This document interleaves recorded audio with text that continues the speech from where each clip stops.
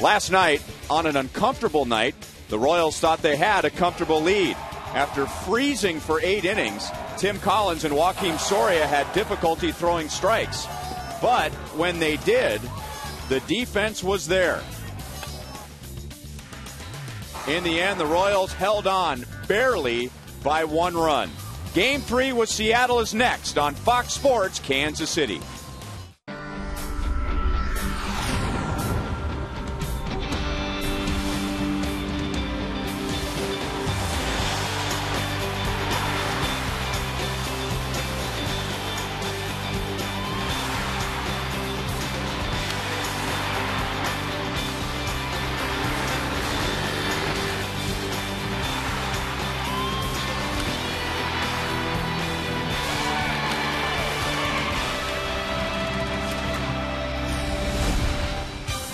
The rain is gone, but it's still going to be a rough day at Kauffman Stadium today. It is windy and it is cold as the Royals go for their 4th consecutive win. Hi, everyone. Welcome back to the ballpark. I'm Ryan Lefevre with Royals Hall of Famer Frank White. And it could also be a rough day today for the Royals because they're facing Felix Hernandez, who won the Cy Young last year. And, Frank, we've been talking about how the offense has really spread out their production evenly. You could say the same about the Royals' defense. Well, you really can, Ryan. And one thing that we know for sure is when the pitching is really good, they're throwing a lot of strikes, putting the ball in play. The defense usually follows right in line. And I think that's the reason you've been able to see the defense play the way they have to this point. Highlights, and you could go with every single position. Catcher, first base, Chris Getz and Alcides Escobar have hooked up nicely. Mike Aviles at third base, Alcides Escobar. And there's been great play in the outfield. And I think that's just relation to each other, just playing off of each other. One guy makes a great play, the next guy feels like he's got to make the next play. So I think the pitching sets the tone, and the defense has really done a good job keeping up. Speaking of pitching today, the Royals are going up against King Felix. And for the Royals, it's Sean O'Sullivan, who makes his first start of the season. And we'll talk about the matchup when we come back.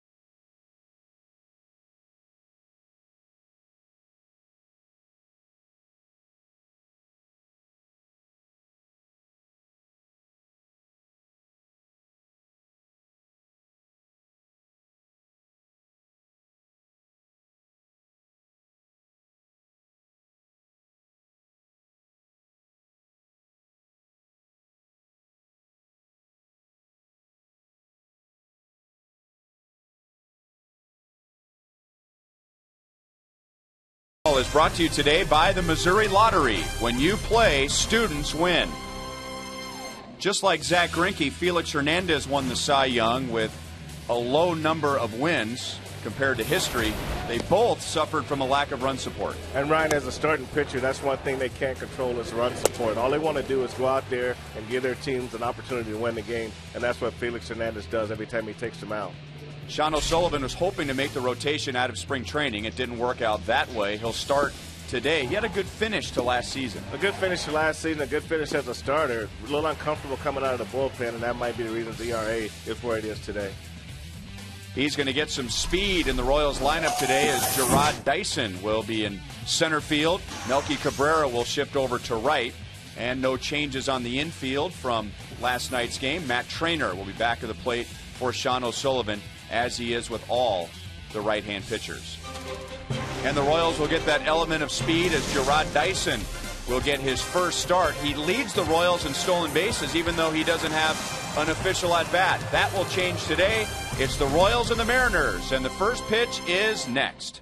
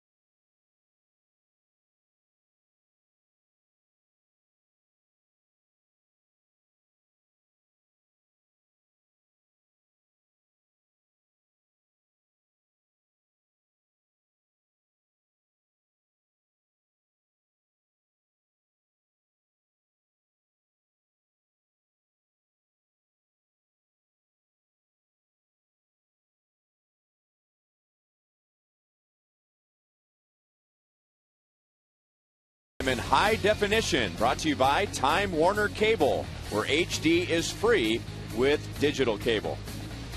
Here's the Seattle lineup today, and they had only 6 hits in game 1, 5 hits last night, so their team batting average has gone down to 214. They were at 220 when the series began.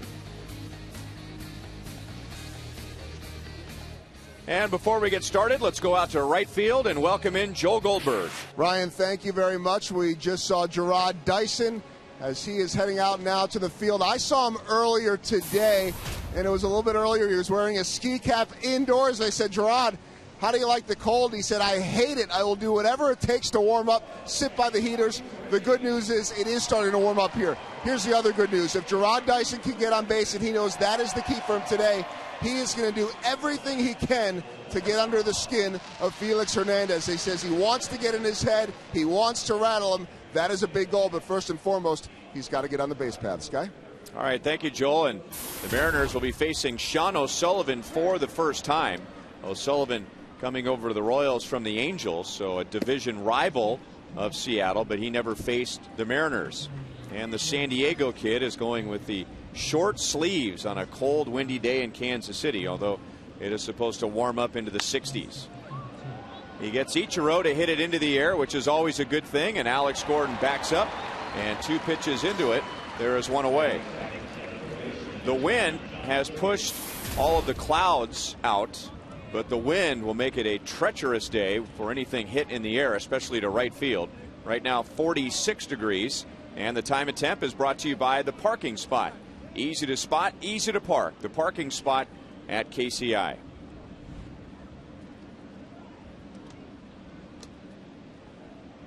So 1 away now to Sean Figgins. Figgins and O'Sullivan played together briefly in 2009 with the Angels. Figgins is hitting at 170. He is 2 out of 9 in this series with a run scored. Still trying to recover from a very early season 0 for 26. Sean O'Sullivan's really hoping that he can develop some rhythm as a starter. When you get out of that rhythm as a starter and go into the bullpen, that's a little bit differently. But now he's got a chance to really use all of his pitches and settle down on the mound and get through the ball game. Good looking change up there to jump ahead of Figgins. And that was following a pretty good fastball right down the middle. That just be able to move the ball around. And with the way the Mariner hitters are hitting, I mean, you got to have some confidence as a pitcher going out there on the mound. They got a lot of guys struggling with the bat. Sean has not pitched in 10 days. The last time he was on the mound was here at Kauffman Stadium back on the 6th against the White Sox. And he took the loss in what was a 12-inning game. He gave up 3 runs in the 12th, and the White Sox won 10-7.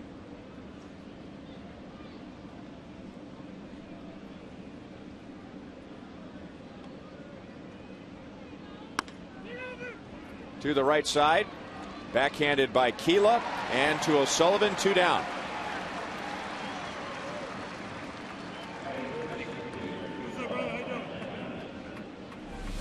Well, Keela covers a lot of ground on this ball to his right, and O'Sullivan does what pitchers have to do. As soon as that ball's hit to the right side, they got to get over there.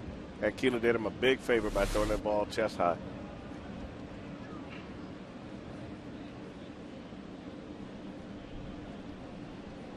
So 2 down to Ryan Langerhans, who leads the Mariners with 3 home runs, but batting just 182. And this is his first appearance in this series. The Mariners have 6 hitters on their roster right now who are hitting below 200, and they have 8 hitters that are hitting below 210. No balls and 2 strikes on Langerhans. Well, that would tell me that there's some guys on that ball club that's really questioning whether or not they can hit at this point in the season. You know, that's too many guys to be struggling this early in the year, especially after having a decent spring. And that's 3 years in a row for Seattle. They had a big turnaround in 2009, mostly because of pitching and defense. It was not a good year on offense, and it was even worse last year.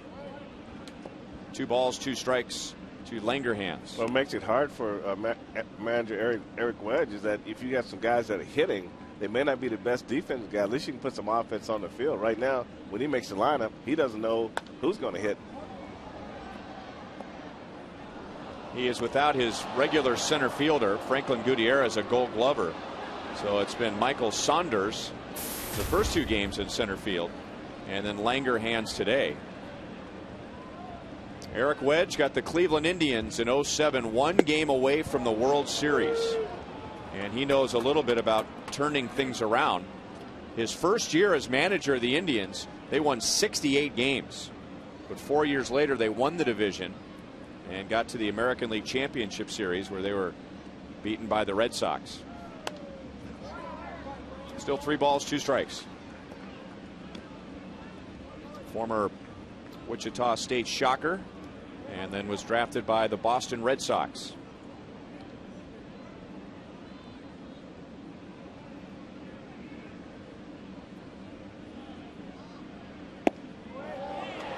Just a little high. ball had a lot of run, started inside, Langham gave up on it, and the ball runs back out over the plate. That's a tough pitch to lay off of when you got 2 strikes on you right there.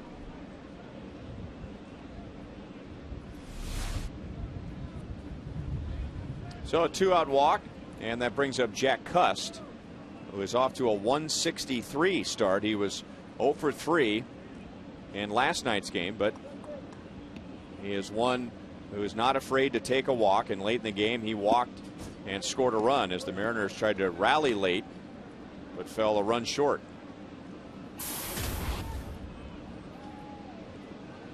Cust's power numbers went down last year for the A's, although he began the season in the minor leagues, but his batting average went up. A .245 career hitter.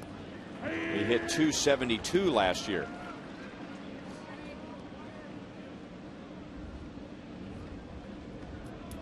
Big home runs, big walks, big strikeouts. And that's the danger when you're not hitting and you're not hitting home runs. Then can you get enough walks? Yeah, you almost have to be able to put some numbers on the board and definitely hit some home runs. Royals are playing him to pull. He goes to the opposite field. Alex Gordon makes the play, and it's a scoreless first for O'Sullivan.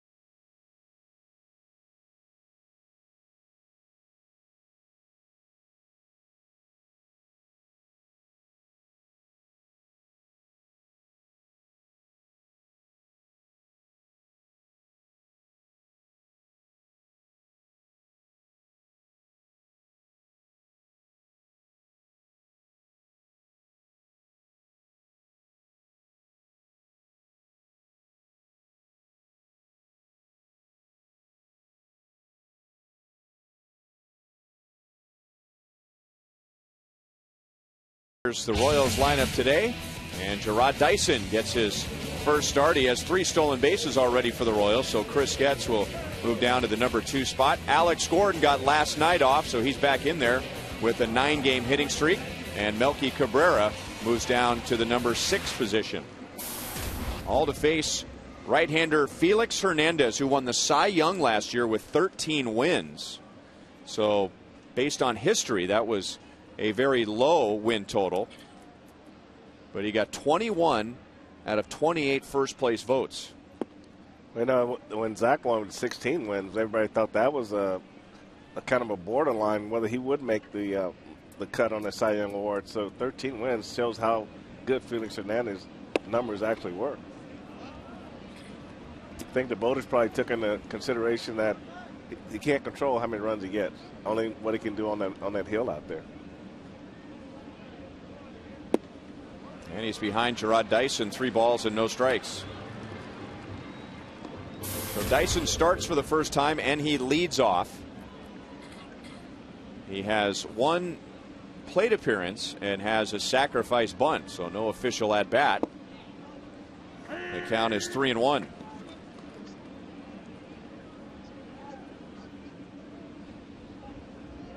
The last time the Royals faced Felix Hernandez was in a spring training game, and they knocked him all over Surprise, with Jarrod leading the way. He had 3 hits, 3 infield hits. And when he got to first base, he wasn't done running.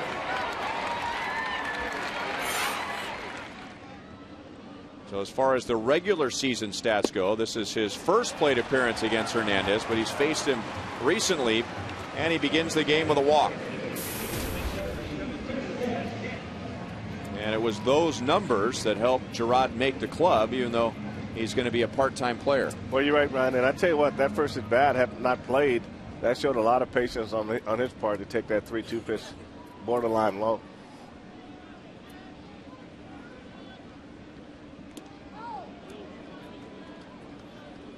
The Royals have greatly improved their on-base percentage. They lead the league now in walks and in on-base percentage, which has just gone up with Dyson's walk, but the Royals had a 344 mark before the game began. And because of that, the Royals are second in the league in runs scored. I know Joe reported that Dyson was going to do everything that he could to disrupt Felix's timing on the mound. So far, he's done that just by getting on base, and Felix Hernandez remembers him from spring training. So I think just being able to divide that attention should help the number 2 hitter here, and Chris Getz get him a good pitch to hit. And this is where you have to take one for the team when you're the number 2 hitter. You might have to take some hittable pitches to give the runner a chance to go. And Getz lines it towards left field. Saunders makes the catch, 1 down. Ram Trucks will show us the Mariners defensively. Saunders shifts over to left. Ryan Langerhans is in center. On the infield, no changes from last night except for Justin Smoke, who's back in there at first. And Chris Jimenez is back of the plate for Felix Hernandez. Former Royal Miguel Olivo started the first 2 games, but he's in a deep slump. 0 for his last 25. Ryan, I think you're right about Chris Getz and Dyson. What they have to do before the game is say, if you get on base, are you going to go early? Are you going to go late? And just be patient and give him a chance to steal that base. And I think that Chris got 1 strike on him and was afraid to give up that second strike. That's the one position in the batting order, or maybe the one that stands out more than the others, the number 2 spot, where the numbers really don't tell you whether that is a productive guy in that spot or not. I totally agree. If you got a guy like Dyson that can run, you got to give him every opportunity to steal that base. And even if you're down to your last strike, you got to figure out a way to get him over to third base. And I think that patience, for the most part, following a fast guy on the base is crucial for a second place hitter. I mean, you think about all the positive statistics that are obvious. Dyson, leadoff walk, on base percentage. He steals a base, stolen base. Number 2 hitter hits a ground ball to the right side. He's 0 for 1. Number 3 or number 4 hitter drives him in. They get an RBI. And even the number 2 hitter, even if he steals second base, you still have a chance to drive him in. So there's some pluses there all the way around. And Alex is reaching and a routine fly ball to left field. And again, it's Saunders. So Dyson still at first base, and now there are 2 outs.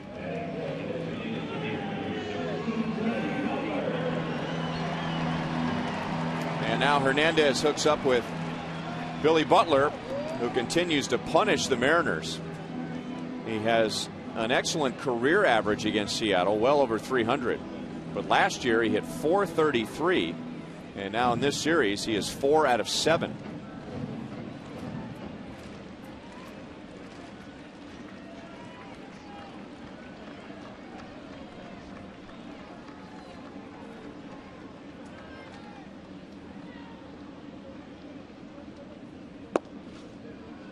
Curveball is down and away. Here's today's league leaders, brought to you by your Kansas City area Toyota dealers. And the top 3 batting averages in the American League. And Billy Butler following only Alex Rodriguez and Yunel Escobar.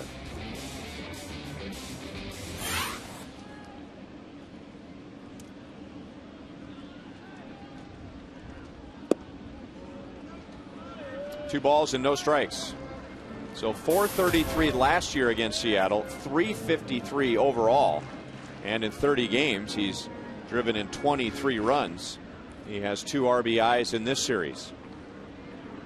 Billy batted 3rd last night with Alex Gordon getting the game off. Hernandez is doing a good job of varying his time to delivery to Dyson, and really got him a little jumpy over there because his timing is off from not playing a lot. So he's holding the ball one time, he's slide stepping, and he just mainly just changing all the different things that he can do over there to break his timing. But maybe as a result, he hasn't given Billy Butler his full attention, and he's fallen behind 2-1. Dyson runs, it's a strike, and Jimenez's throw is not in time. Dyson was able to hang on to the bag,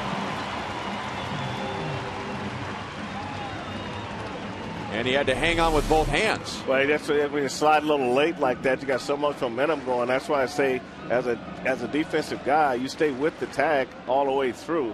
But you can see how he got the corner of the bag and held on to it. And they probably, I tell you what, he's going to feel that in the shoulders right there, holding on. Good thing that base doesn't move. So 2-2 on Butler, and now he has a runner in scoring position. Saved by Jimenez. It rolls behind him, but Dyson stays put. 3-2. Let's see, Ryan, you get a guy coming in that fast, and he's sliding like that going over the base. Just as a guy making a tag, just stay with him all the way through, and you might be able to just help him a little bit further off the bag. So not that it's not a cheap play, just bang, you just stand with that tag all the way through the play. And a lot of times they come off the bag by a couple of inches, and you can get it out right there.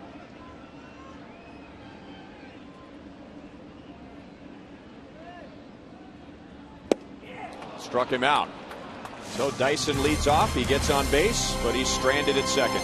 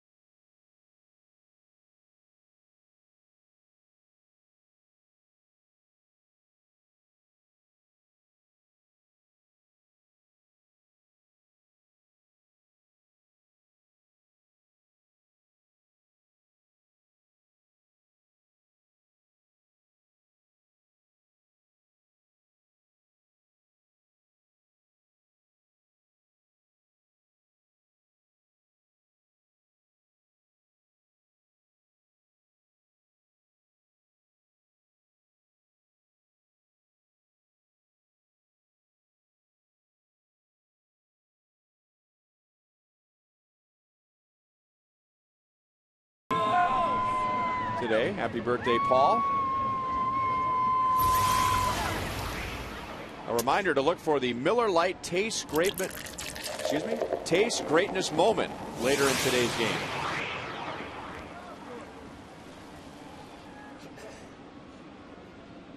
Sean O'Sullivan walked Ryan Langerhans in the first inning, otherwise no damage. It'll be Justin Smoke, Luis Rodriguez, and Michael Saunders here in the second inning. And O'Sullivan got that call, which appeared to dip below the knees. 0-1 on Smoke.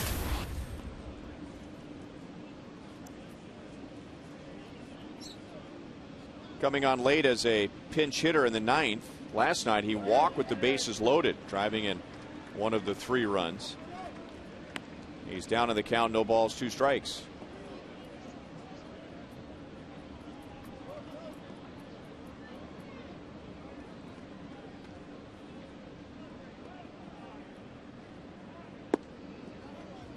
One ball, 2 strikes.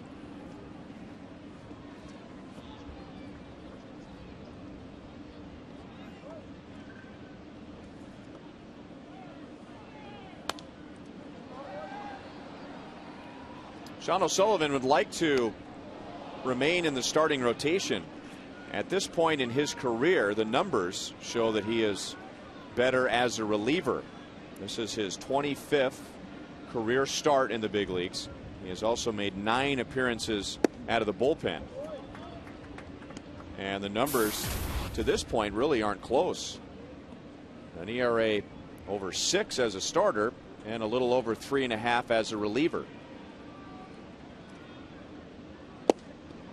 And he gets a strikeout of Justin Smoke. Here's today's video fan question of the day. Hi, I'm Lori from Salina, Kansas, and I have a question for the guys up in the booth. There have been a lot of good defensive plays this year. What do you think has been the best so far? Well, Ryan, I picked Melky Cabrera's play against the wall off Justin Smoke the other night. There are so many to choose from.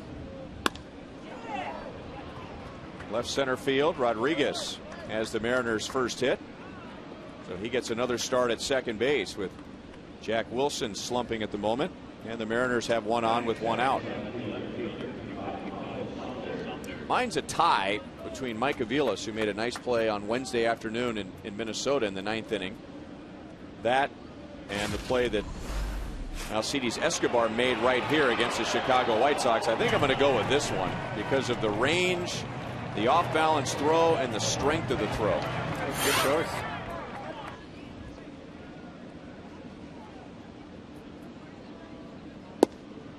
Good pitch at the knees. Oh, this is the other night against Justin Smoke here. He just goes deep in the center field to make this play, and a little face plant on the wall there, but holds on to the ball. Went a long way for that ball.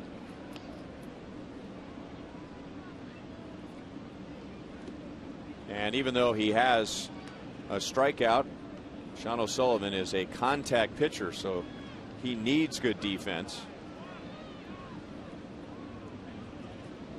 He just got to work down. And work down. He's got a good changeup. But keep that down, he'll get his ground balls. And when he's missing today, he is not missing by much.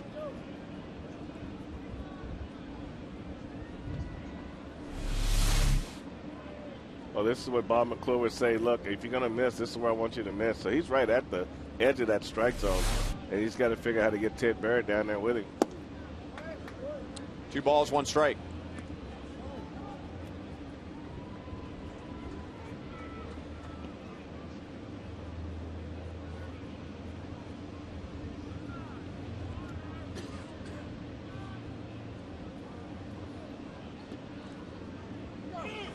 Rodriguez runs, and the throw down to second on a hop, and what a pick by Escobar.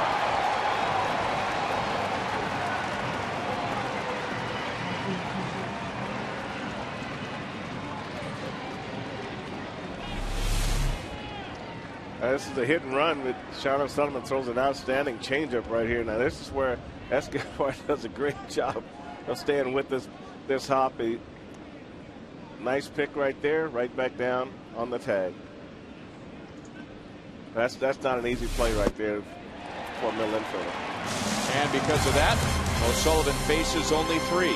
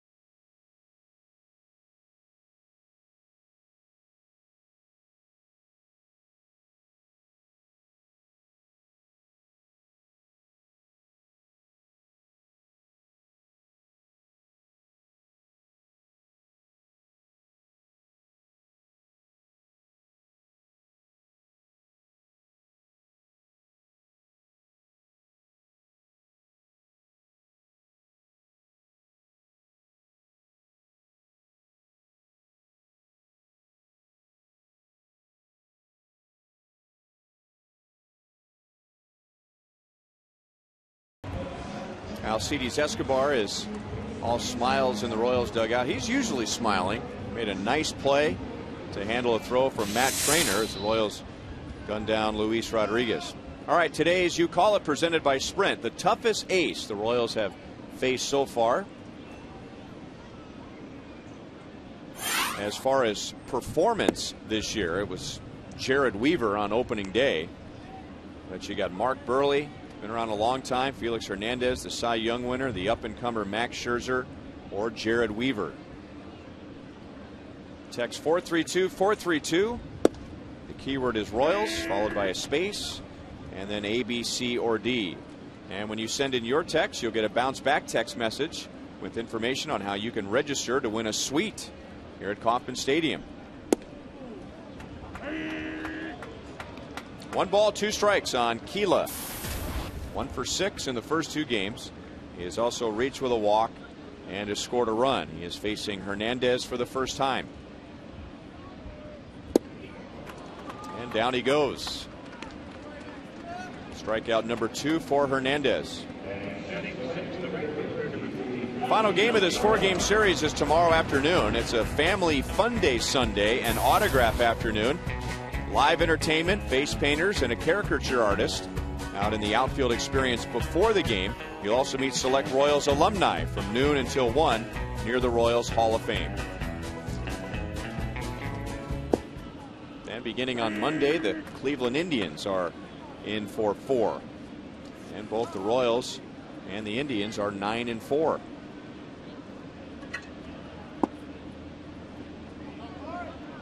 One and 1 to Melky Cabrera, who drops down to the number 6 slot after starting the first 13 games as the number 2 hitter.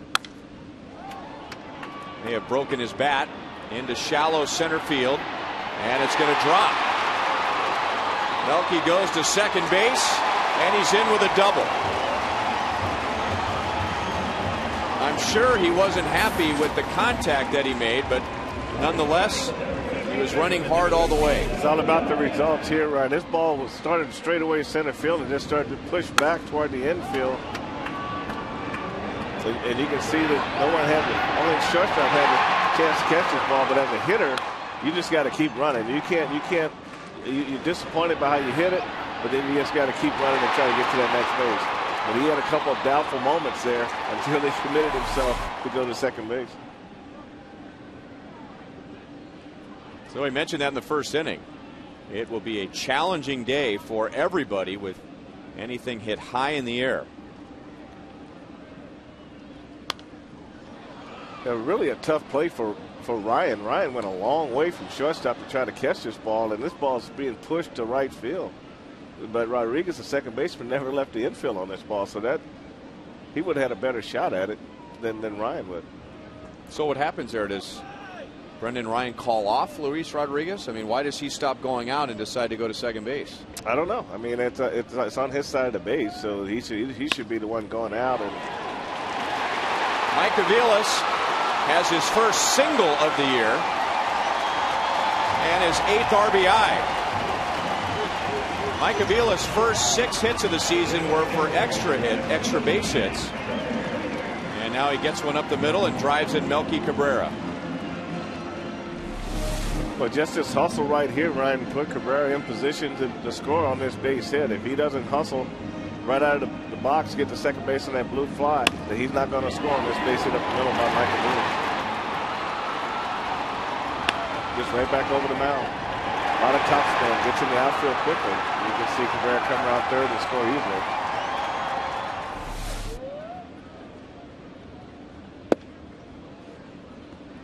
Inside to Matt Trainer, who hit his second home run of the year last night. Hit it off of Eric Bedard, a line drive that sailed into the Royals bullpen. That was leading off the 4th inning.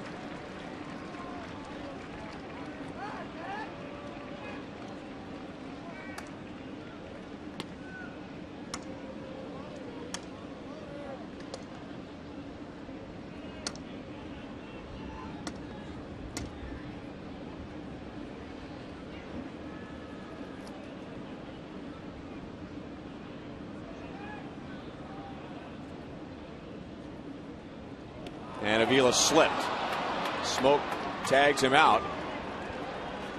So a soft spot in the dirt, and Avila's simply lost traction. That was an excellent move by Hernandez, too. I mean, that was about as quick as it gets right there. And when that right foot slipped out from under him, he had no chance to get back to the base.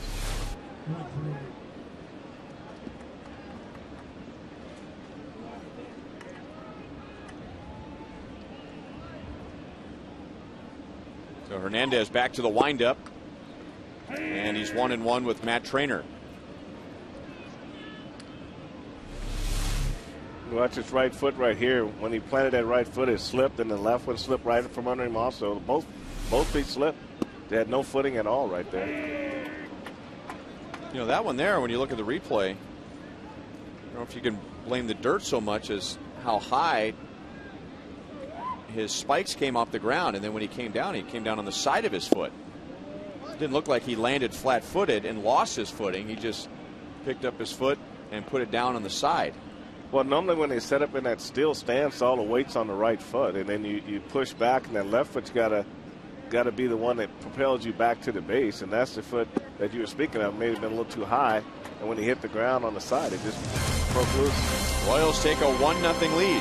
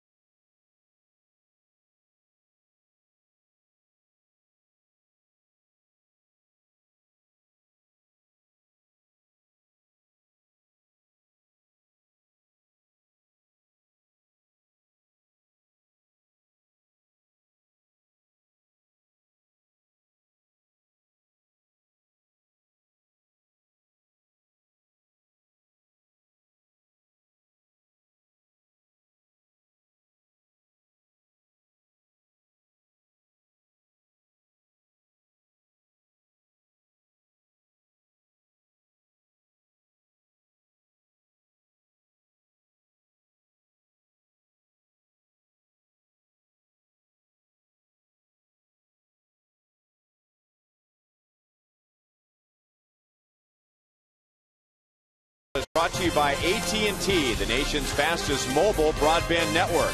By Panera Bread, fresh baked bread, soups, salads, and sandwiches at Panera Catering. Order online at PaneraKansas.com. And by Chevy, see your Kansas City area Chevy dealer.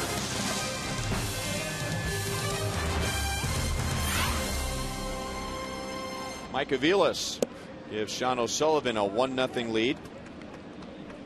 Mariners with just a couple of base runners in the first two innings, a walk and a single. Two right-hand batters coming up, Chris Jimenez and Brendan Ryan. Eric Wedge stacking his lineup today with left-hand hitters, the first 7 batting from the left side, 3 of them switch hitters.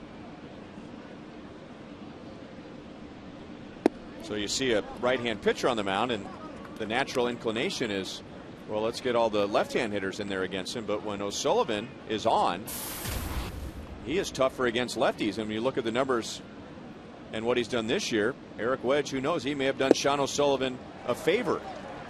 Well, if he's got that changeup working against the lefties, I mean, that's the pitch that goes down and away and gets guys to roll over and swing and miss. So if his changeup is on, you're right on that one.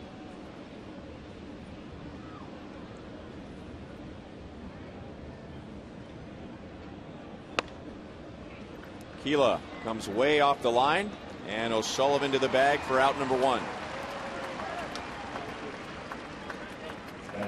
Once again, we encourage you to email the booth today with any questions you may have regarding the Royals. Go to carsoup.com/Royals. CarSoup will ask you for your zip code. Once you fill that in, you'll get sent to a different page and then submit your questions.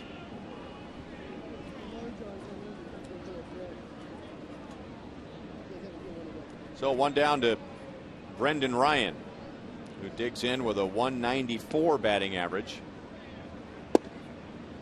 And a good looking slider in for strike one. He's made that slider pitch a couple times. It's down and it's going down and away from a right-hander. He's been able to get it over first pitch strike. That slider stays down. 1-1.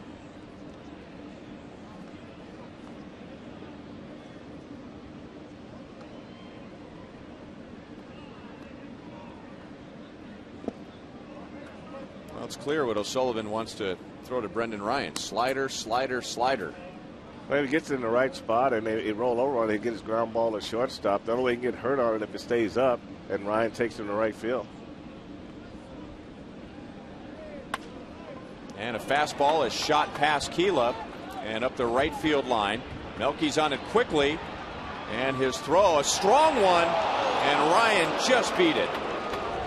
So Melky is hustling on the bases, and he's hustling on defense. And he made a strike one hop throw to second base too. I mean, that's what you want to do as an outfielder: get on the ball, have quick release, and give that infielder a chance to catch it on one long hop. And Ryan fights his ball down the line, and you see how quickly he got there. And there's a throw coming right in just ahead of that. Outstanding throw. I mean, there was no hesitation at all. Just good position, overhand throw, just missed it.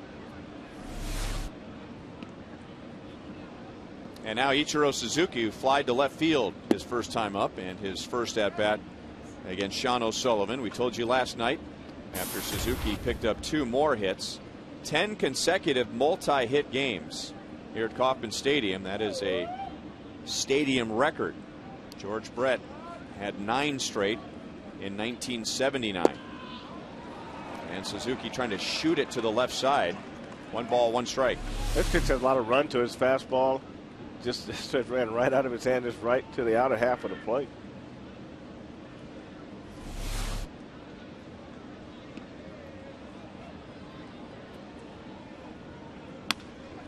Up the middle, diving play. Escobar, he got him at first base.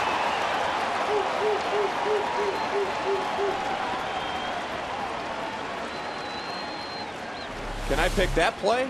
You can change that. I'll change right with you. This is an outstanding play. The key to this play here, Ryan, is how quickly he got off the ground and got to his feet to make this throw. I mean, as soon as his body hits, he's up, and this throw is off and on the way to first base. I mean, this is just an outstanding play to get a fast runner like Suzuki. Body control. Man. So Ryan to third with 2 down. Outside to Sean Figgins. You take a look at it here. Now watch his right hand, how his hand stays straight. Now he pushes himself straight up off the ground. He didn't really get sprawled out, and he was able to get himself to his feet and make a strong throw to first base. If those arms go straight out in front of him, he doesn't have time to get up off the ground and make that play. He would make a good surfer. The way he got up quickly like that to his feet. And I mean, he had no room for error too with Suzuki running up the line.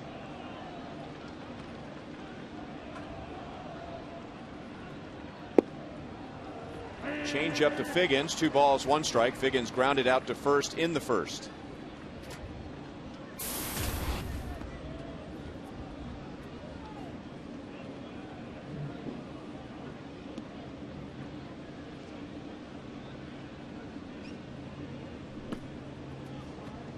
Three and 1.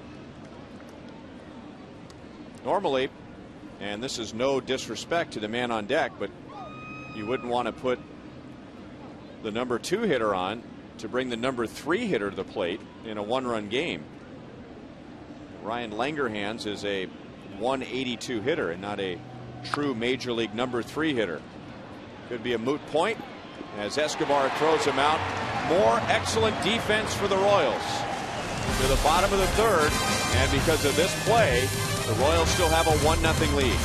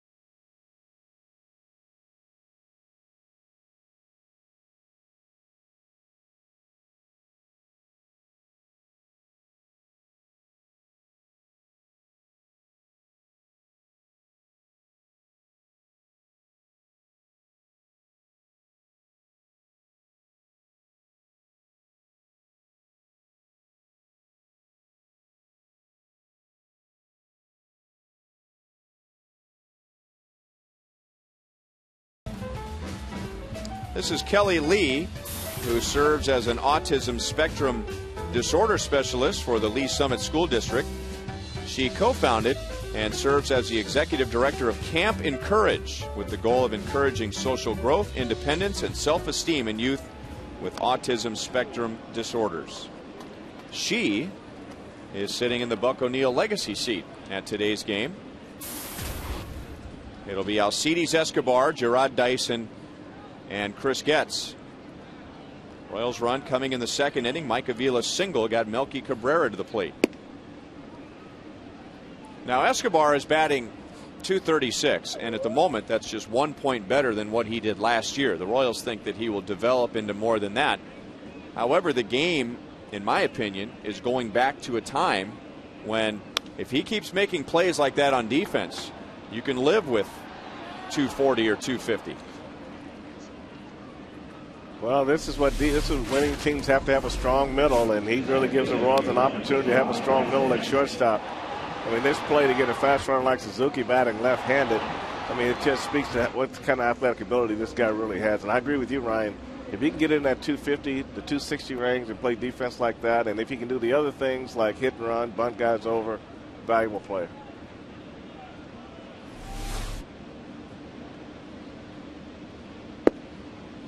Curveball drops in and a strike on Dyson. I mean, when you played, there were guys on the field where their job was to play defense. And, you know, some people say that these days, or maybe the last 10 years, but they don't really mean it. I mean, during the steroid era, I mean, if you were hitting 220, you just weren't hitting enough. Didn't matter if you played shortstop, didn't matter if you played catcher, whatever. I mean, you had to hit no matter what position you played. But I can think of a lot of guys who had long careers in your era and before with the 220, 230, 240 batting average as long as they did their job on defense. Yeah, they stacked a strong middle. They had a strong middle to drive in runs, and your job was to play defense and set the table for those big guys. But I agree with you, Ryan. The steroid era made the requirements of a second baseman different. I mean, it became more of a power position than a defensive position, and I think that's where you see the big difference now, where 20 home runs used to be a lot of home runs for a middle infielder. Now, at that point, it was, what's 20? And now, again, it's 20 home runs is a big deal anymore. 4 strikeouts for Felix Hernandez, so he gets Dyson this time around, and 2 away.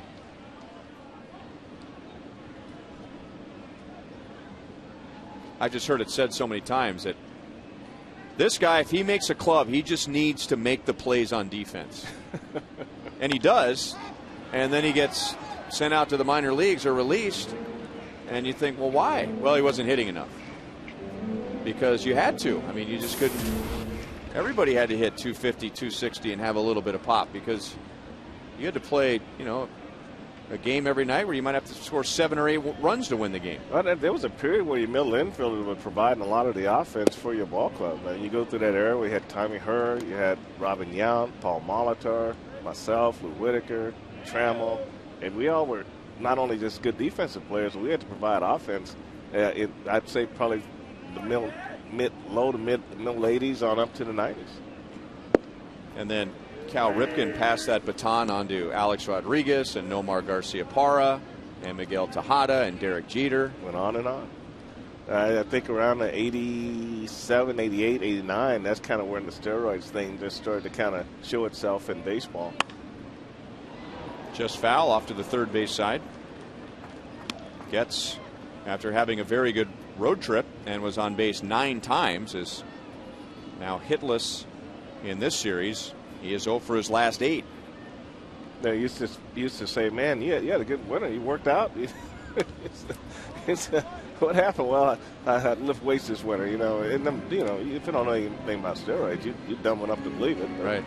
But when guys go from getting stronger and faster, especially at a later age, 37, 38, and when I could barely drag myself out of bed to play, and their careers were starting to become rejuvenated. 3 up, 3 down with 2 strikeouts against Hernandez in the third.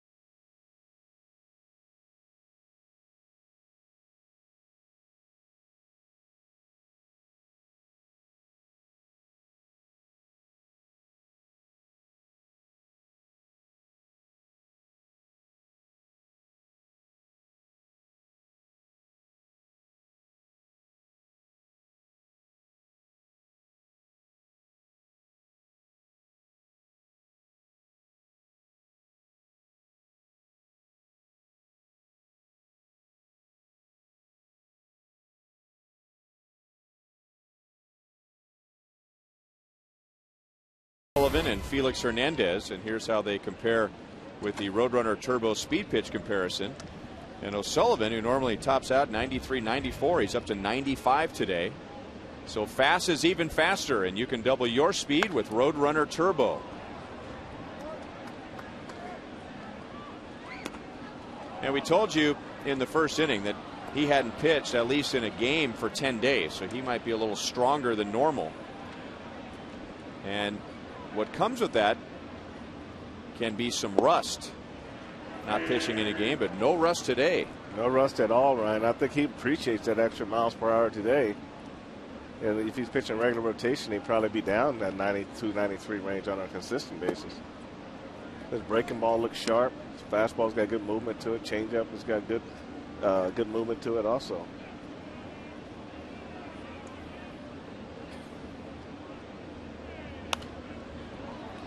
Pitching coach Bob McClure has to be thrilled with the work of his starting pitchers in this series. Bruce Chen gave up an unearned run. That's it in 8 innings on Thursday. And then last night, Luke Hochevar gave up 1 hit, 1 run in 7 innings. And a good start for Sean O'Sullivan. Shallow left center. Alex's first step was back, but he recovers. And Langerhans is the first out of the 4th inning. Well, Royals fans, you can get $5 Hy-Vee level tickets this Monday as the Royals take on Cleveland at 7:10. And remember, most Monday Royals home games include a Royal Night ticket offer. So be sure to get your tickets in advance at royals.com/fan value. So we'll get a look at the Indians, and I'm sure the Indians are saying they want to get a look at the Royals. Two young teams not expected to contend are on top of the division. Yeah, I'd like to get a look at the Indians too. I mean, you've got to have some good pitching to do what they're doing. So it'd be nice to see how those guys are going. Alex plays it on a bounce. You know, Jack Cust has an opposite field base hit. He's 1 for 2.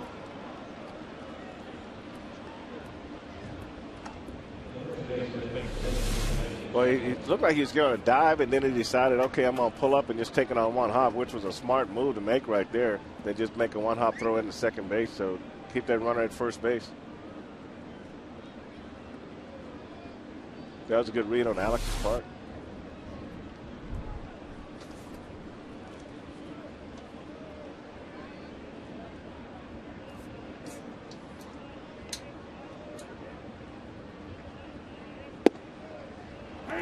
To Justin Smoke.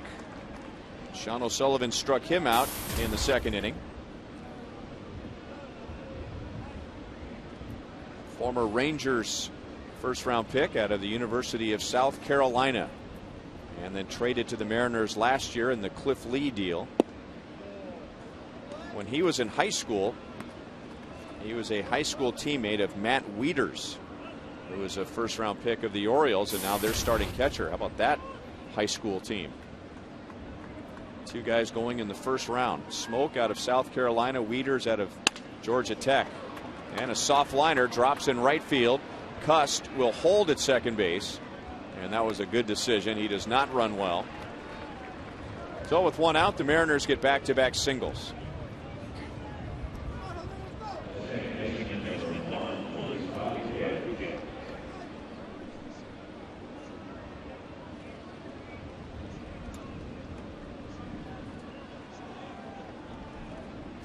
And now Luis Rodriguez, who singled with 1 out in the 2nd inning and was caught stealing.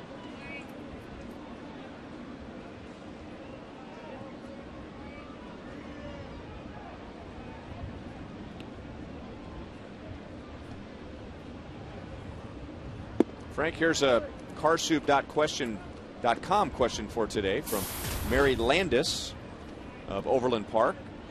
And she wants you to explain the infield fly rule. I'll take a shot at it. But normally when you got runners like at first and second right here, and the batter hits a pop-up on the infield, it's got to be high enough for the umpire to call infield fly, which means they can't deceive the base runners by letting the ball drop and force them at the next base. But if the runners can't advance at their own risk. The batter is out when you declare the yes. infield fly rule. Whether the fielder fields the ball or not. If fair, you can call the infield fly rule near the line if the umpire is not sure if it's fair or foul, but if he does not make the play in foul territory, then it is just a foul ball.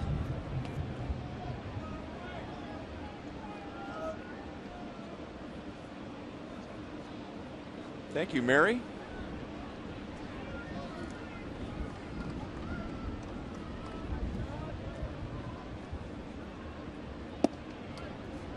And a 4-pitch walk to Luis Rodriguez. And that loads the bases for Michael Saunders.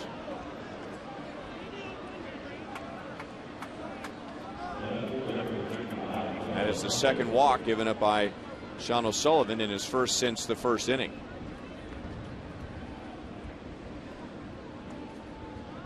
So Michael Saunders with Cust at third, Smoke at second, Rodriguez at first. And Sean struck him out in the second inning. Well, Sean gave up the base hit. Then to Smoke, he got the ball up a little bit. Even though it broke his bat, he got a base hit. Then Rodriguez just getting the ball up, and there's a little command on the outer half. It's just ball starting to come up in the zone a little bit more. And now Matt Trainer is a little concerned. Going to go out and have a word with Sean before the next pitch to Saunders.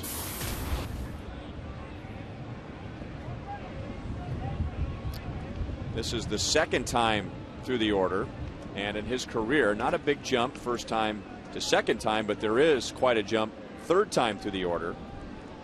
And maybe that gets us back to why he has had a better ERA in his career as a reliever, and especially as a long reliever. Popped up. Alex gets behind it. Cust is not on the bag, so nobody moves up.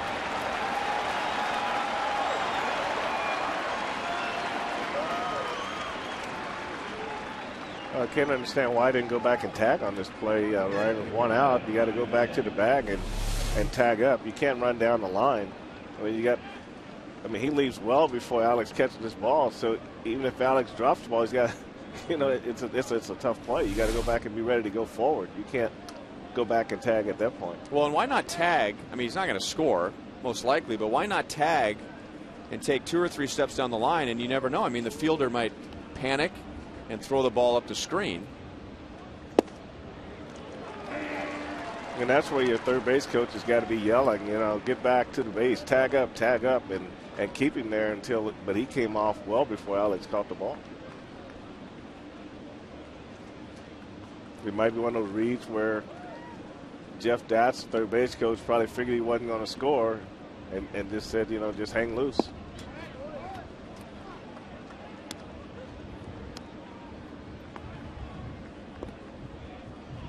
Chris Jimenez grounded out to first in the third inning.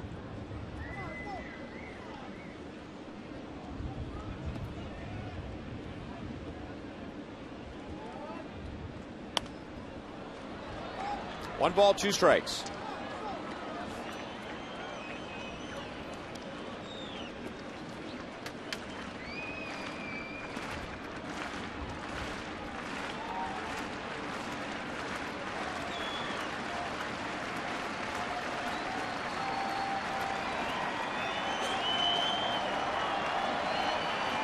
Now the crowd begins to get behind O'Sullivan, try and help him through this 4th inning. 2-2. And a crowd that is bundled up today. Right before the first pitch was thrown, the sun burned off the remaining overcast, but the wind still coming out of the north. Everybody wearing gray today. Fox Sports Kansas City giving away the road replica jerseys. Good day for a blanket.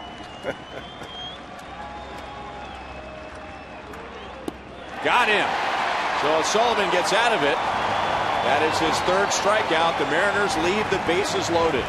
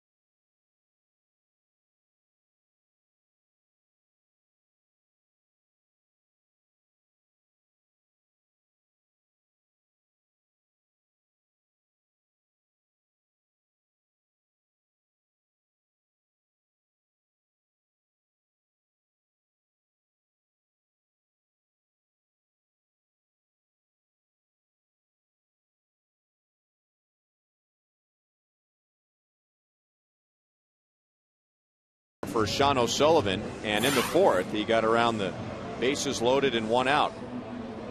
Here's an update on today's You Call It, presented by Sprint. The toughest ace the Royals have faced so far. 66% well aware of what Jared Weaver did to the Royals on opening day, and he has quite a margin over Felix Hernandez, who has 15%. The Royals scored against Hernandez in the second inning, but now he has struck out 3 of the last 4 hitters. Melky Cabrera doubled with 1 out. Mike Aviles got him to the plate.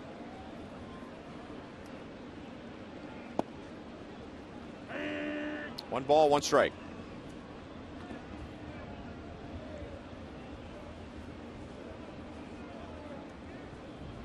Alex at the moment has a team high 9-game hitting streak and is batting .339 off of Smoke's glove, and it's a 10-game hitting streak.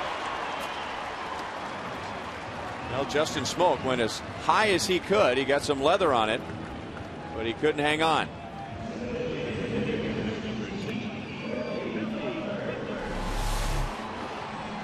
When you take a look at this swing, man, this ball was really crushed. You can see it start to just sink right over the glove, and just got right on the end of that glove and just kept going. He hit this ball very well.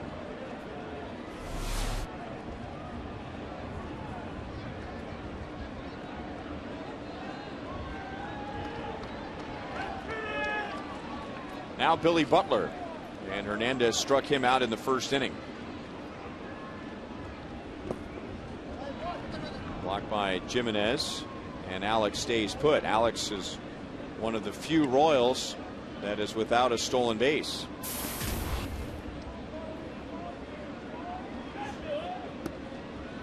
Billy is 4 for 8 in this series.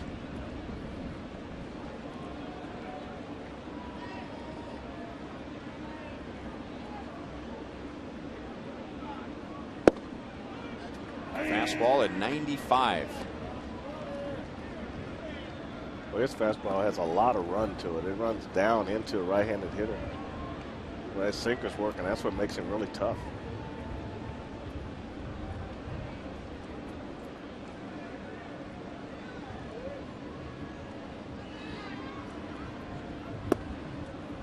Down and away, 2 balls, 1 strike.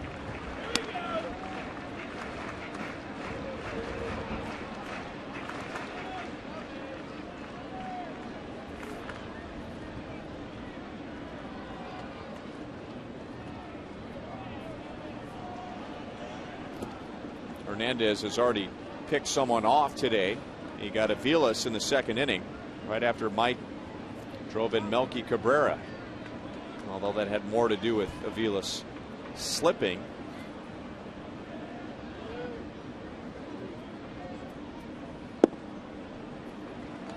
Three and one.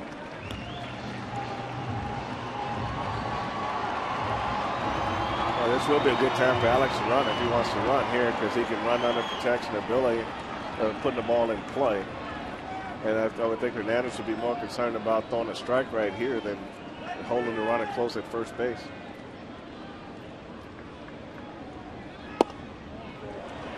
Ball 4, and Hernandez second walk.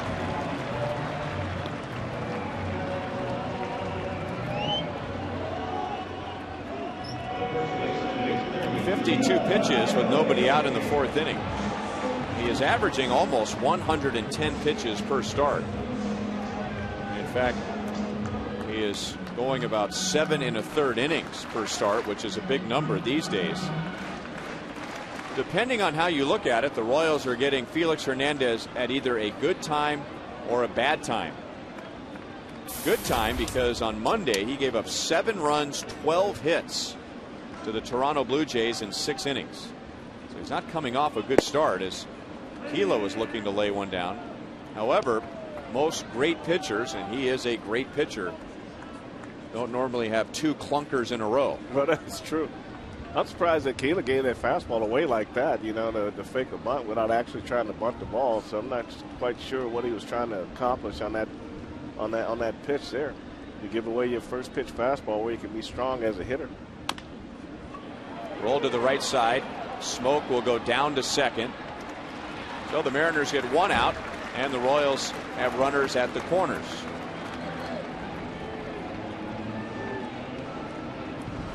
I say, you gave away your fastball. Now you got to hit a slider, and you hit over the top of it. And Justin Smoke takes he's moving towards second base, so he takes the easy out at second base and keeps the double play in order.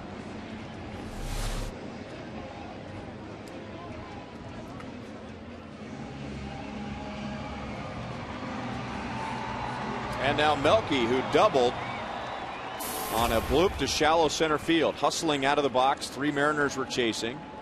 And when it dropped in front of Langerhans, Melky slid into second base and then scored on the Mike Aviles single. Outside, ball 1.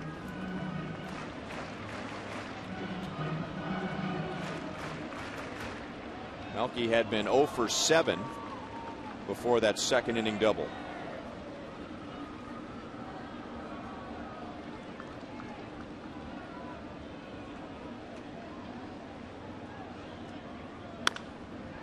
Changeup is pulled foul.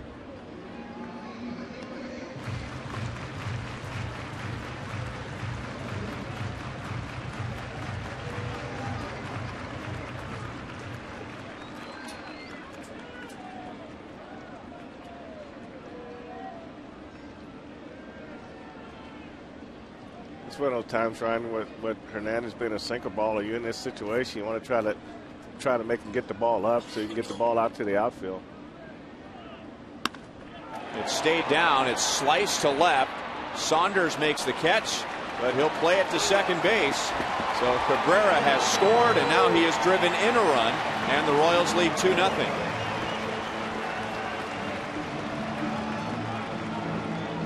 No, he does really neat here, Ryan. This breaking ball going down and in. He doesn't try to pull it, which would have not made him roll over and hit a ground ball. He went right with this pitch, hit it the other way, and that's how you get that ball up off the ground. That's a great piece of hitting by Cabrera, and you can see Alex Gordon scoring very easily. Still very early in the season, but the Royals have really turned around their situational hitting lately. They were not very good in the first homestand against the Angels and the White Sox, but since then, there have been very few runners at third base with less than 2 outs that the Royals haven't gotten home. But Kevin Seitz, all he talked about was controlling your emotion in that situation. Don't put the pressure on yourself when it's on the pitcher. Get the pitch you need to get and just try to put the ball in play.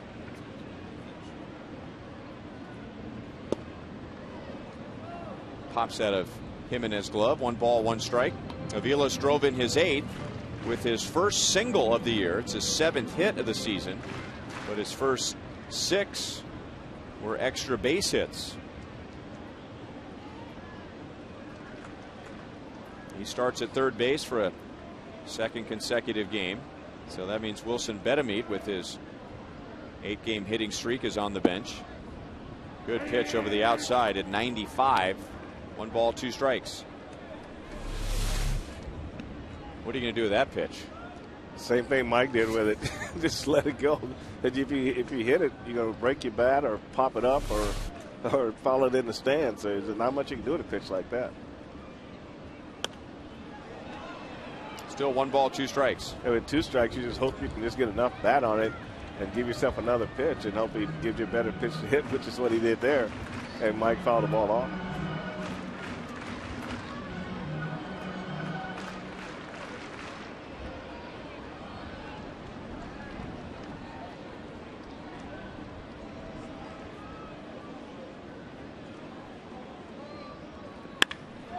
Drilled to third, almost knocked Figgins over. So the inning is over. The Royals take a 2-0 lead.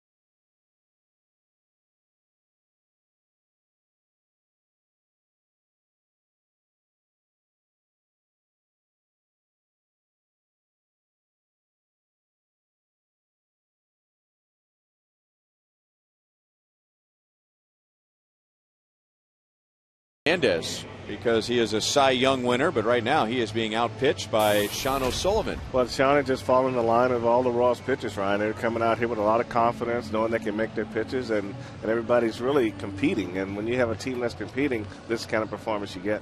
It's familiar territory for Felix Hernandez. He's not pitching badly, but he's not getting any run support. Give Sean O'Sullivan credit for that. Both have gone 4 innings. O'Sullivan's given up 1 more hit.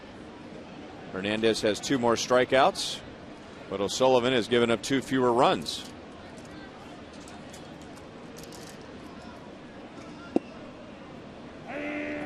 Brendan Ryan takes a strike, thought about laying one down to the third base side. He doubled with 1 out in the 3rd inning. Ichiro Suzuki then grounded out on the defensive play of the game by Alcides Escobar, and that saved a run. And now Brendan Ryan is 2 for 2.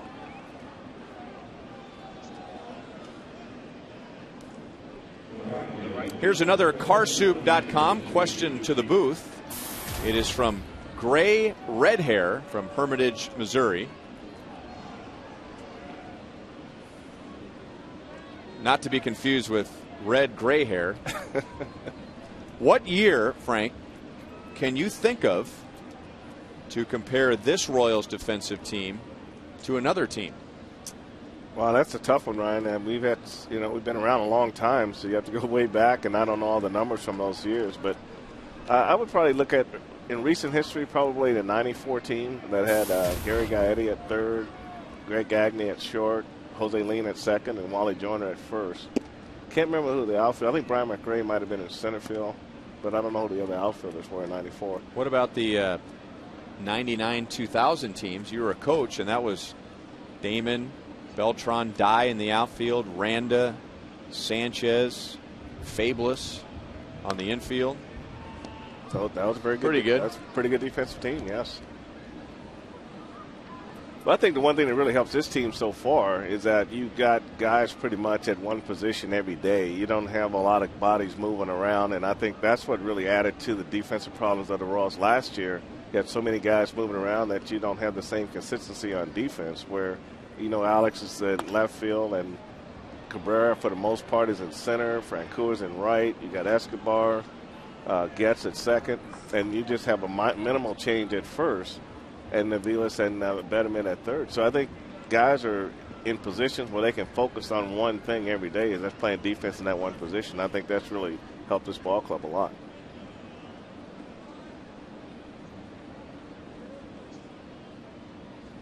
Thank you very much. Gray, red hair from Hermitage, Missouri.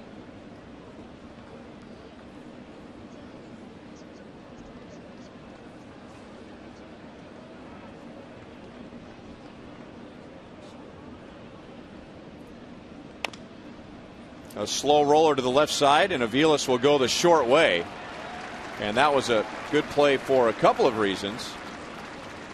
Most notably, a shorter throw as opposed to trying to throw out Ichiro Suzuki. Well, you're right, and I don't know if Chris Getz was respecting his throw to come his way, but he made the adjustment quickly, and Mike made the right move on this play here. To always take the short throw to get the lead runner if you can get him.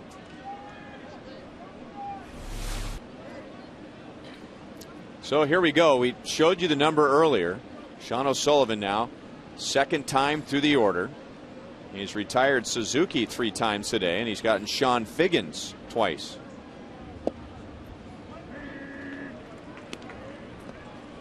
I think the difference in Sean today might be the fact that he's got 3 pitches that are working today. If you got 3 pitches working, you can get through the 3rd round.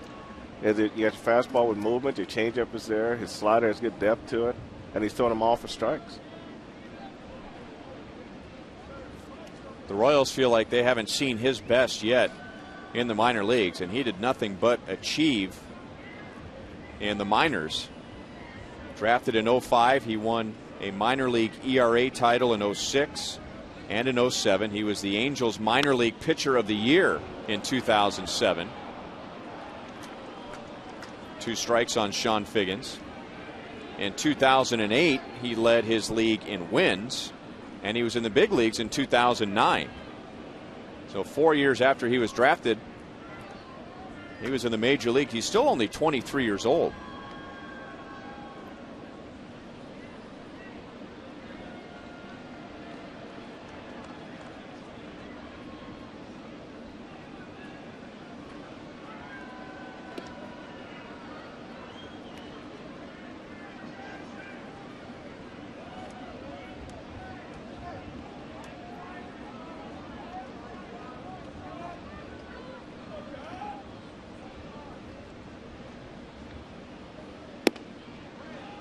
Thought about it.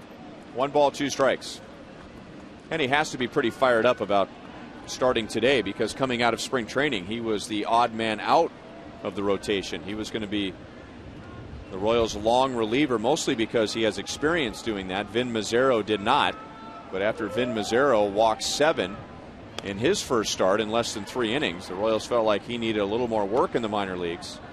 So by default, O'Sullivan is plugged into the rotation, and he's making the most of it. Well, I agree with that, Ryan. And this is all about opportunity here. You get an opportunity to start a ball game. You got to go out. You got to make an impression, and this is a very competitive ball club. I mean, there's a lot of things that these guys are playing for, and they know that they've got prospects down below, 2 levels deep. So they know that if they want to be a part of this club going forward, they've got to put their best foot forward now, and I think they all realize that. And I think the common theme that you hear is everybody likes everybody, and everybody's pulling for everybody. Dyson retires Sean Figgins. So the top 3 hitters in the Mariners lineup tonight are combined, or today, 0 for 7.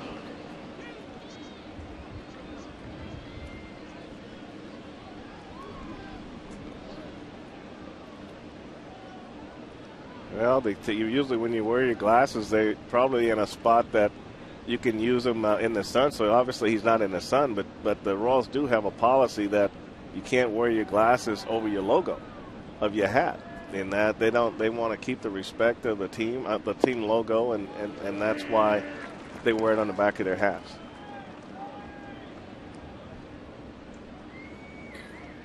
Those sunglasses must be a lot better than the flip glasses, because we've seen it happen a few times where a player has decided he doesn't need the sunglasses, but then if a ball is hitting a certain angle and he realizes he does, there's no time to pull those off the back of the hat and put them on your head.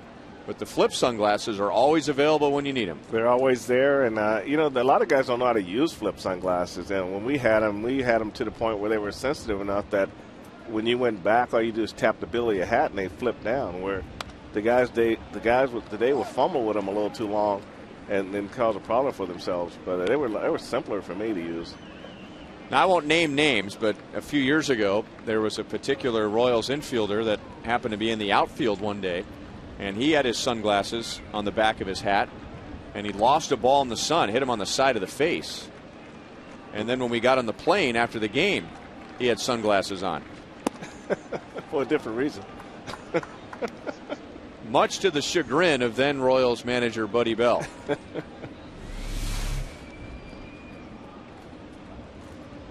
So at least when he took the field, he needed sunglasses. The sun must have moved. We hope. I think Alex still has his glasses down. Sean O'Sullivan has struck out 4, and he has 5 scoreless innings.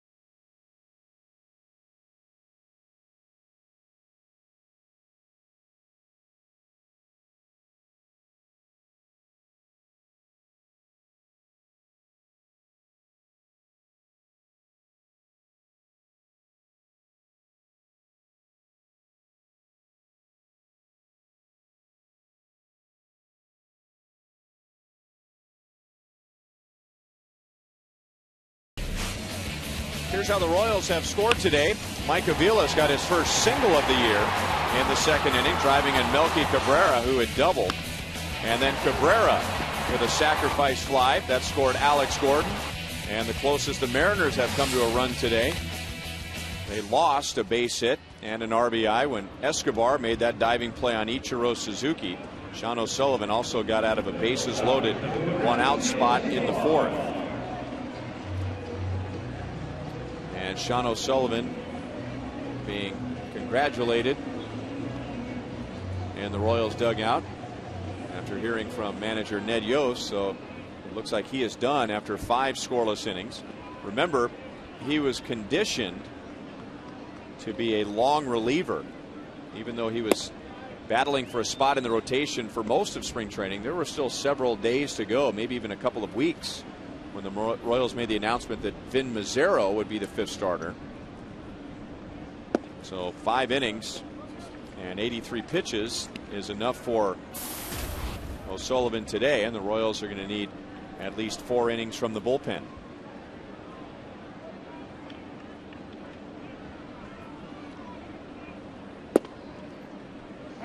Two and one on Escobar. And it looks like it'll be Tim Collins when we get to the top of the 6th.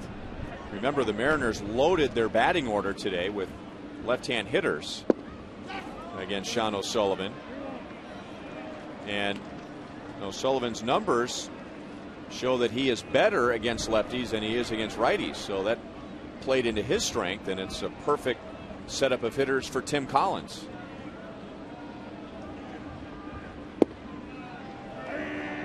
Three balls, 2 strikes on Escobar. Yeah, his fastball still has a lot of run to it, and that's at the top of the strike zone. On the ground and past Figgins. It is an error on Figgins. So Escobar does not extend his hitting streak, but he's on with 1 out. I really call this an error right here, Ryan, because, you know, the ball's right in front of him, but it's almost like he was trying to figure out how to catch the ball and bounce to his feet at the same time.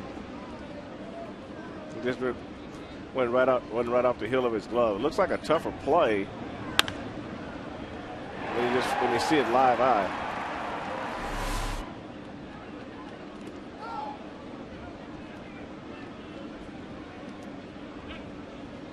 And now you have Escobar and his 3 stolen bases at first base. And you can expect that if he gets a jump, he will take off. You have 2 hitters coming up for the Royals, Dyson and Getz, who don't hit for a lot of power.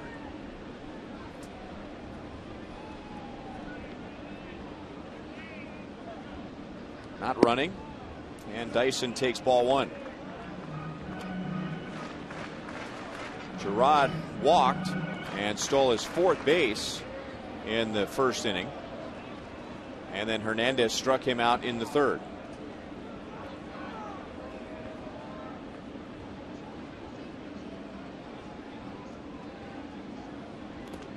We apologize for the foggy picture from our center field camera. That has to do with the wind, which is whipping up the mist from the fountains in center field.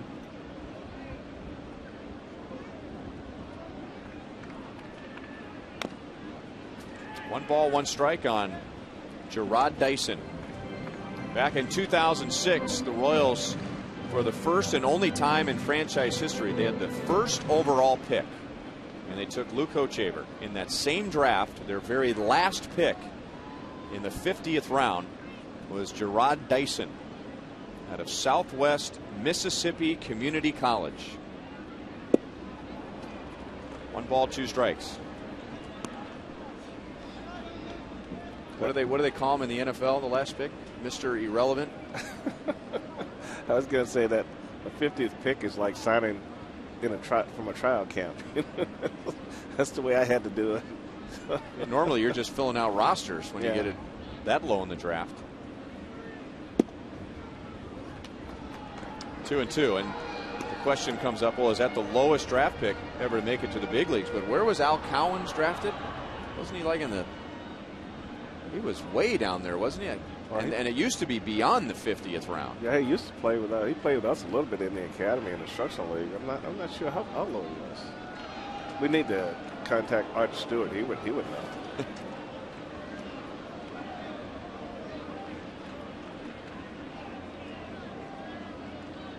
Dyson in the lineup today, and that shifts Jeff Francoeur out of the lineup. Francoeur had a big game last night, a 2-run home run, drove in 3, and he scored twice. Dyson strikes out. Escobar flinched over at first base as if he was going to take off, but didn't like his jump, so he's still standing there with 2 down. But it's that fastball that starts in at the hip and runs back out over the corner, and Dyson gave with this pitch and just didn't have anything to swing with. And Escobar's he broke like he was going to go. Well, just testing the waters, I guess. You know, Al Cowens is one of those guys too, Ryan, that made the jump from AA to the big leagues. So he came on pretty fast. After exhaustive research in the truck, Al Cowens was drafted in the 75th round. How about that? He was the 1,026th overall pick in that draft. They don't even have a 51st round now, let alone a 75th round. I think he had a few more minor league teams back then too. I mean, we had 3 rookie league teams, 2 A-ball teams, a AA team, and a AAA team.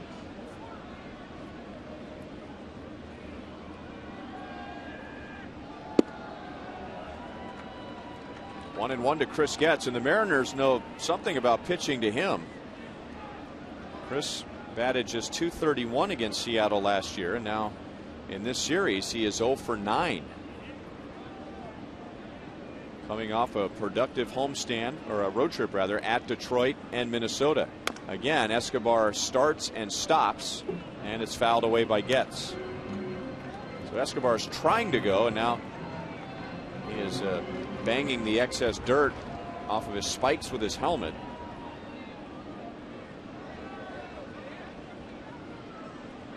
The area around first base has quite a bit of that diamond dry compound to try and keep the dirt from getting too soggy. What's the traction like on diamond dry? You know, it depends on how much moisture they put it over. Your first couple steps are going to be kind of what you saw at Aviles. It's still going to be pretty loose underneath there. And you just hope that you can get footing on your first 3 steps, and then you're out of it, and you can continue on the second base. But you can see there how loose it is. So you got to make sure that footing-wise, you can get in there. Those baseball spikes are not like football spikes. You can go in and change the length of the cleat on them. You know? So you got to really fight there. Now, what a lot of base runners will do is the running path itself might be a little soft, but just in front of it or just behind it might be a little firm. So rather than getting in the path where everybody's been taking their shuffles off the bag, either move up in front of it 1 step or move behind it 1 step. You got a pretty good jump here, and Getz floats it over Ryan, and Escobar will keep running to third base.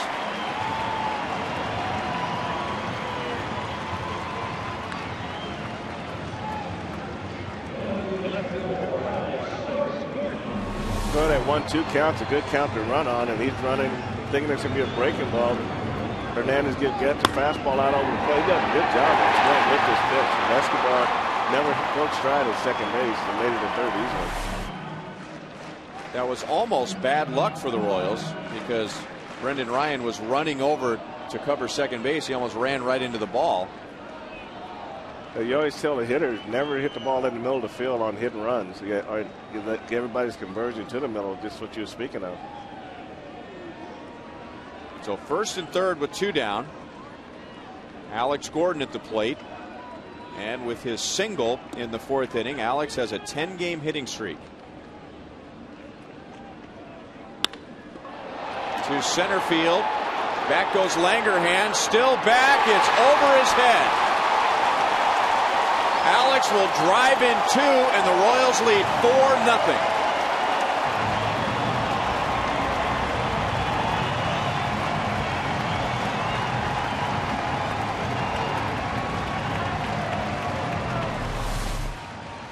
But it's hard to tell you how good a swing this was. I mean, this slider was down, and now he stays down through this pitch. I mean, he gets good leverage on this. The stiff front leg, the stiff front side. He got down through this ball. He drove this ball. And this wasn't a bad pitch from Hernandez. He picked on a good slider down. And you see Escobar comes across, does what he's supposed to do, clean the trash out of the way for the next guy, and Chris Getz scores. But that was an excellent pitch to hit. And an excellent pitch for him to throw, but a better job of hitting from Alex Gordon on that slider. So Alex has driven in 11. That helps Sean O'Sullivan's bid for a win today. It also ties Alex for the team lead with Jeff Francoeur with those 11 runs driven in. And now Alex in scoring position for Billy Butler. And a fastball is in for a strike.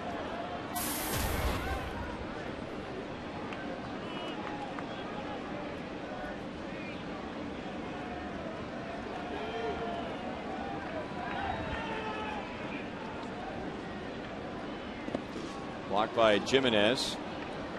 Kyle Herman from Manhattan, Kansas writes in our carsoup.com email to the booth, Frank, do you think Alex Gordon can keep this up? I think so. I think he's got the ability to do this and even a little bit more. I've seen him at his best. He's had a couple of years to try to figure this out. He made the mental change that he needed to make some changes in his game, and he came in early, worked on it, had success in spring training, and carrying it over. So I think if he stays with the program, there's no reason to think he won't continue to swing the bat the way he is. There is absolutely nothing Billy Butler or anybody else can do with that pitch. I mean, down and away at the knees and in the strike zone. If he stays out there, Billy can take it the other way, but he just giving him a good assortment of pitches. You know, that's kind of the funniest you're going to see Billy look on a pitch where he had to almost commit to swinging a bad slider.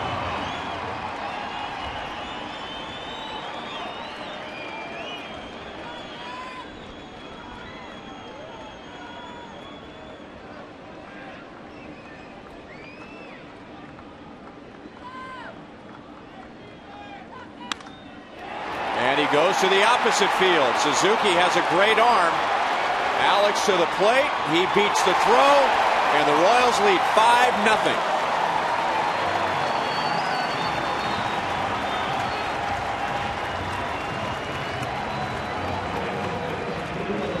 How about that adjustment? Well, that's what we're talking about.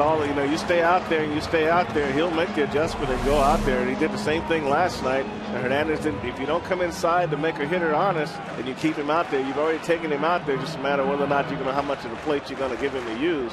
And Billy did a great job of just going out there and serving this ball in the right field.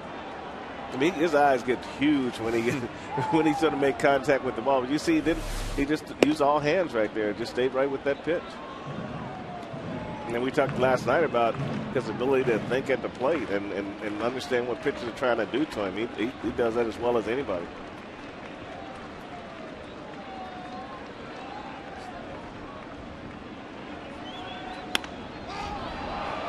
Popped up, and Figgins didn't see it. Wow. I say when it rains, it pours. I mean, when your team is not playing well, then all these kind of things happen to you. And when you're playing great, all these plays are made. And he had glasses.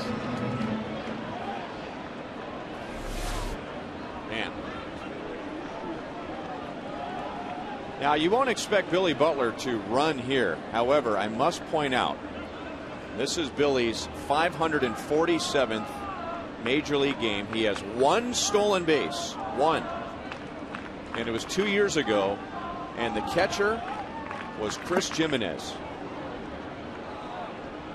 It was against the Cleveland Indians. David Huff was pitching for Cleveland, and Chris Jimenez, who is one of the nicest guys in Major League Baseball, but at the moment has the distinction of being the only catcher that Billy Butler has a stolen base against in his career.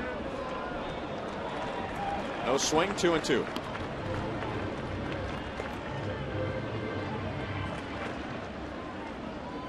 And with Billy's great recall, he probably knows that. Oh, yes. The one stolen base, he would definitely know that. He may be thinking about the 3 in spring training, though. That's right.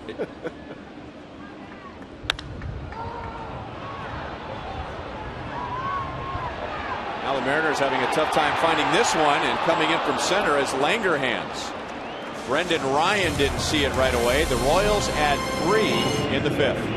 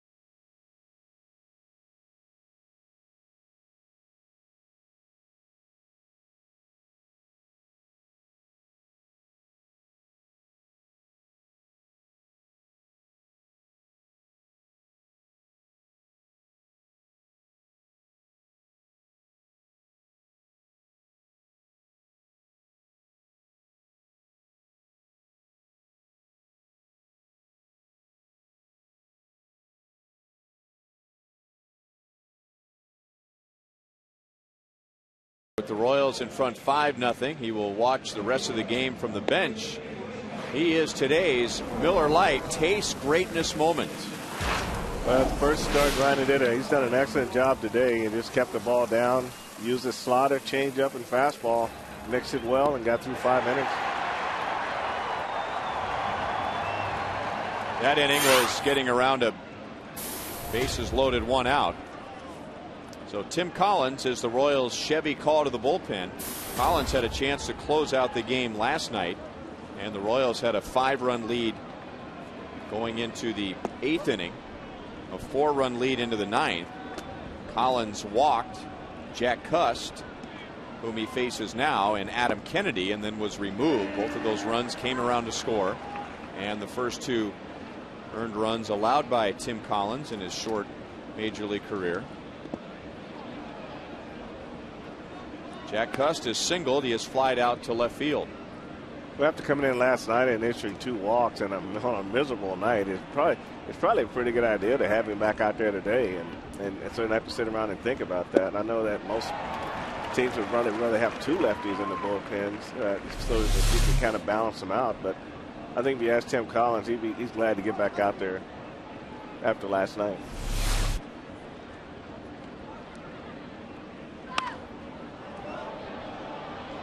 It is the manly thing to say these days. I'm not making any excuses.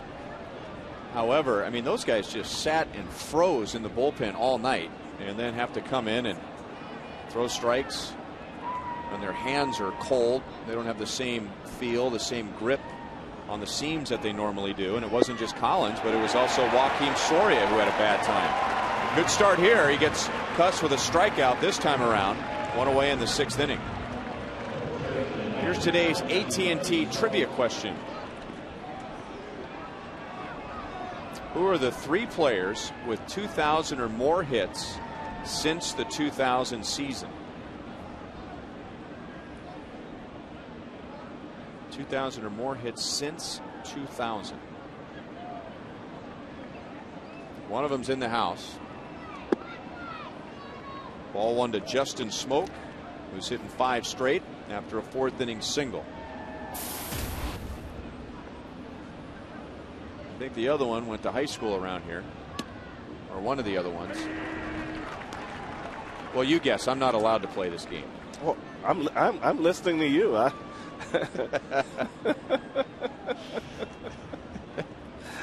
It's not my show.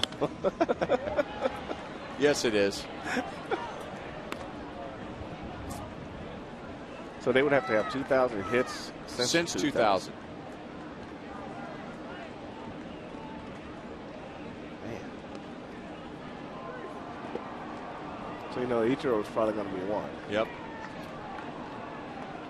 I'm gonna go out. I'm gonna say Michael Young, maybe. Okay. I'm going to say Albert Pujols is one of them.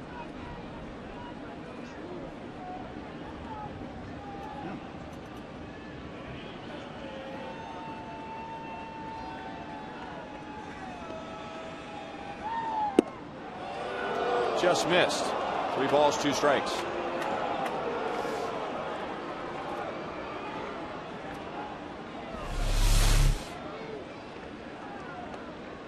Just a little bit outside. Good height on it. And now walk to Smoke, so 1 on, 1 out. Action. Coming up on Tuesday, the Royals will take on the Indians at 7:10, and the first 10,000 fans receive a Royals t-shirt presented by Farmland. This is t-shirt number 2 out of 7 to add to your collection. Go to Royals.com/T-shirt Tuesday if you'd like more details. Royals Major League moments. Well, let me see. We could probably go with A-Rod, maybe.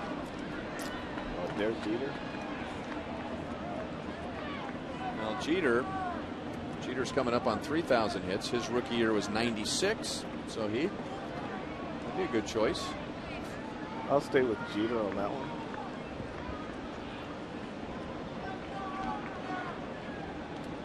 How about Todd Helton? Good call.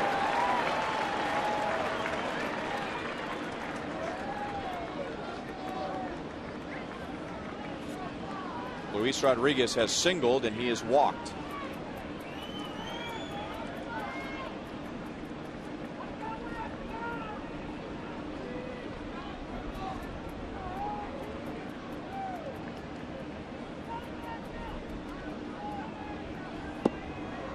One ball, 2 strikes.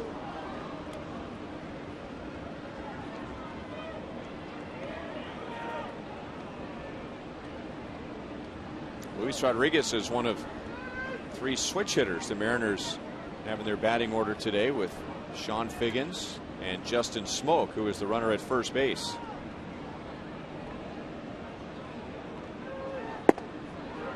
Two and two.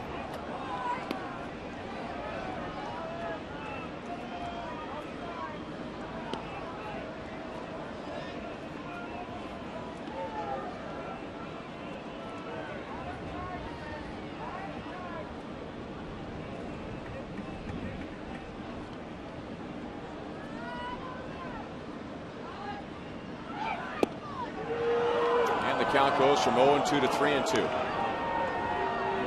Royals bullpen was so good during the road trip, with a 1.72 ERA in 5 games, and it was a winning road trip. And the 4 Royals rookies in that bullpen combined for 10 1/3 scoreless innings. And Tim Collins' 2 runs last night are the first 2 that he has allowed. Alex runs to the line. It's out of play. Today's copyrighted telecast is presented by authority of the Kansas City Royals and may not be reproduced or retransmitted in any form. And the accounts and descriptions of this game may not be disseminated without the express written consent of the Kansas City Royals Baseball Corporation. Ryan Lefebvre with Frank White, Joe Goldberg, producer Kevin Schenk, director Steve Kurtenbach. Associate producers Al Broughton, Sam Abramson, and the producer of Royals Live is TJ McGinnis. The rest of our crew is a lot more comfortable today than they were the last 2 days, with all of the rain on Monday night, or Thursday night and Friday night. Mike Meyer can finally feel his fingertips. The umpires said it's okay for him to blow into his hands today. Left center field and deep. Will Dyson get this one? No. Smoke to third base, and he'll be held there. Rodriguez has his second hit. So 2 runners in scoring position with 1 out for Seattle. Well, you paint yourself in the corner when you keep a hitter, and the hitting count is 0-2 to 3-2, and he's got to throw the ball in there. And Rodriguez was sitting there waiting on the fastball. And he put it in a good spot in left center field.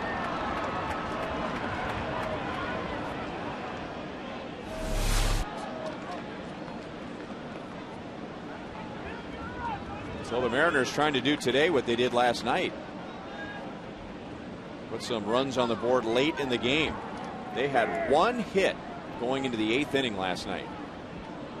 And then they scored a run in the 8th against Blake Wood and got 3 hits. And then 3 runs on 1 hit in the 9th thanks to 4 walks. And now Collins jumps ahead of Michael Saunders, who is 0 for 2. Saunders grew up as a Mariners fan. He is from Victoria, British Columbia, which is just a ferry ride from Seattle. Kevin Schenk might remember this. Was Aaron Guile from Victoria, British Columbia.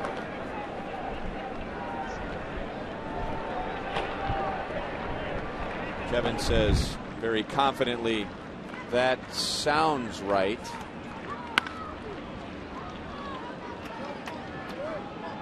Still 0-2 on Saunders. Either way, Saunders grew up rooting for the Mariners, now playing for the Mariners.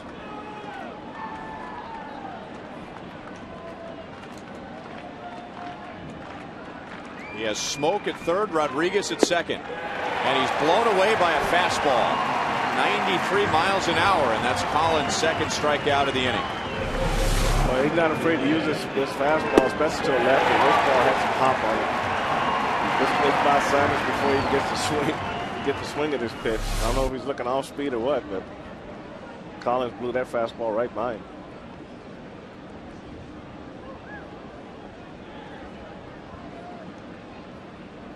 So Chris Jimenez, who is 0 for 2, and he is struck out. And he takes strike 1.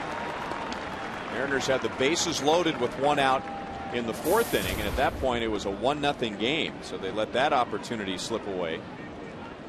They got a 1-out double in the 3rd inning. Ichiro Suzuki lost a hit and an RBI in Escobar's diving play. And now they're 1 strike away from not scoring with runners at second and third and 1 out. Okay, who are the 3 players with 2,000 or more hits since the 2000 season? Miguel Tejada.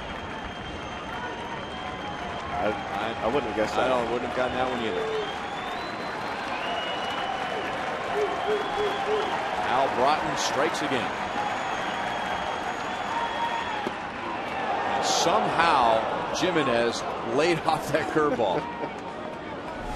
That curveball had a lot of bite to it. I mean, just right down inside. Almost had a slider type break to it. Real tight.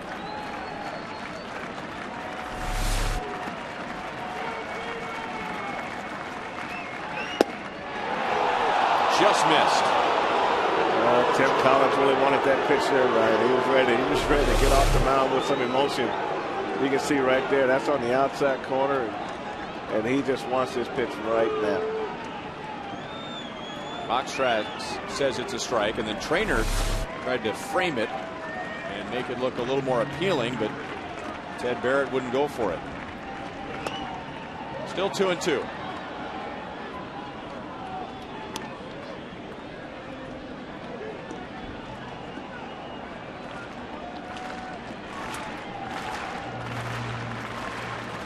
You're talking about a great setup. I mean, that curveball down and in under the swing, and comes back with a fastball knee high on the outside corner. He's ready to jump off the mound with a ton of emotion out of that pitch, but he didn't get it. But they set that pitch up very well. He got that call. Doesn't quite jump off the mound, but he strikes out the side.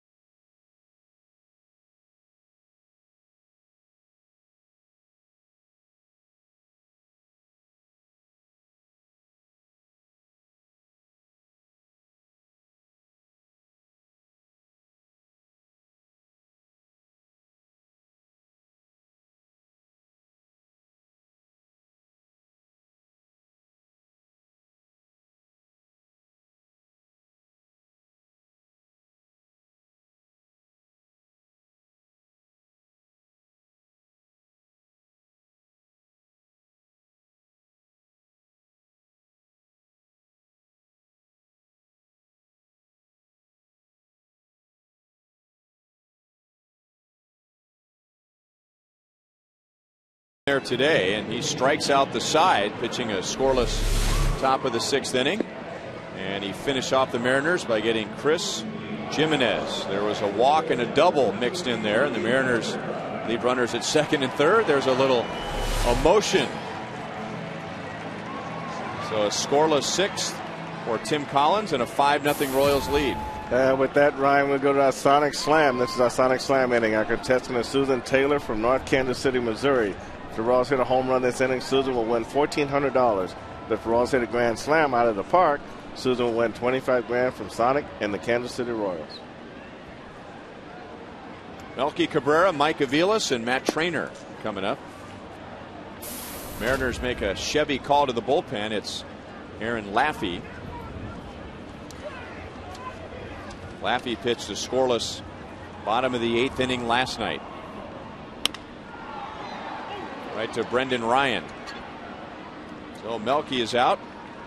He is 1 for 2 today with a run scored and an RBI. So the Royals get Felix Hernandez for 5 runs in 5 innings. Now 3 of those runs were unearned. But still averaging 7 1/3 innings in his first 3 starts, and the Royals knock him out after 5.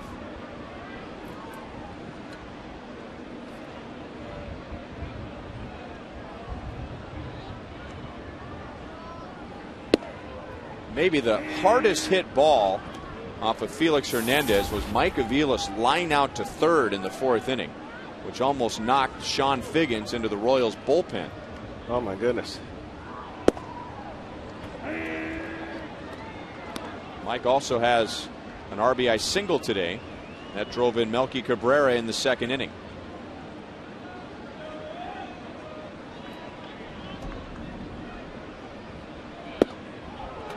And down he goes this time on just 3 pitches. As part of our Fox Sports Supports charitable initiative, we are proud to wear these pins during the 2011 MLB on Fox Sports Kansas City this season to support Stand Up to Cancer and their work to fund groundbreaking research that helps accelerate treatment to patients. For more information, please visit standuptocancer.org/Fox Sports. Fox Sports Supports.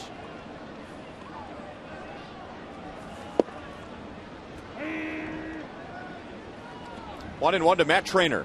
0 for 2 at the plate, but behind the plate, he's been back there for 6 scoreless innings, 5 from Sean O'Sullivan and 1 from Tim Collins.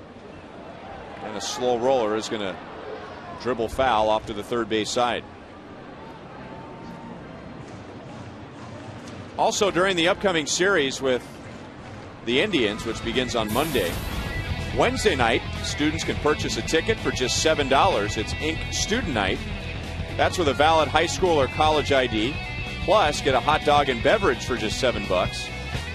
This Wednesday, Inc. Local Music Showcase with support from 96.5 The Buzz will feature music from Scratch Track. That's before the Royals and Indians at 7:10. Gates will open at 5:30. 2 balls, 2 strikes.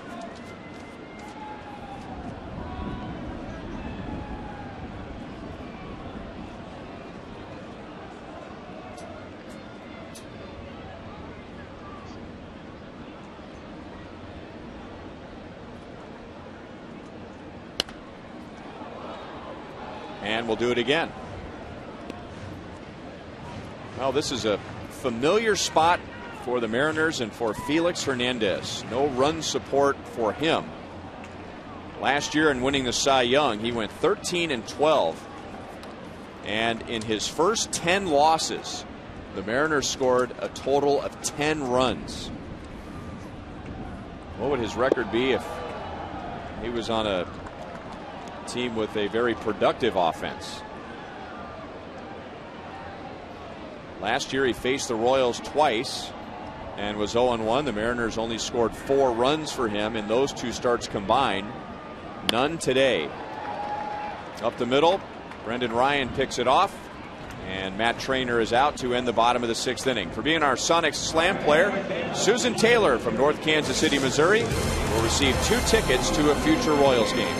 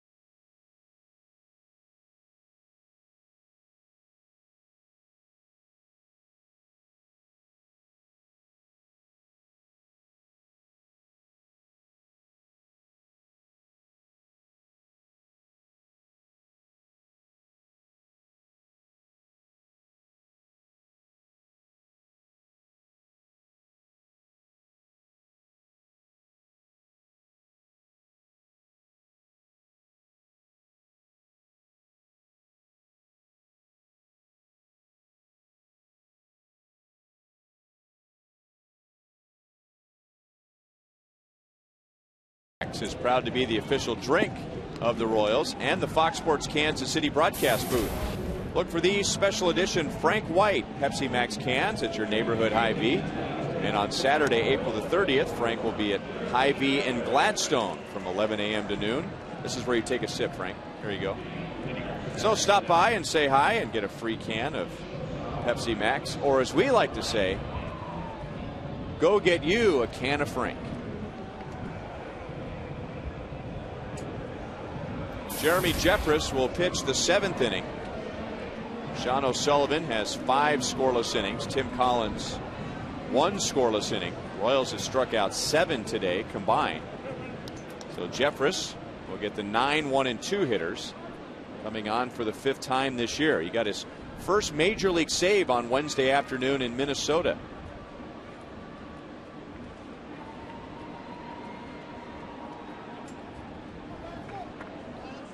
Brendan Ryan, Ichiro Suzuki, and Sean Figgins coming up.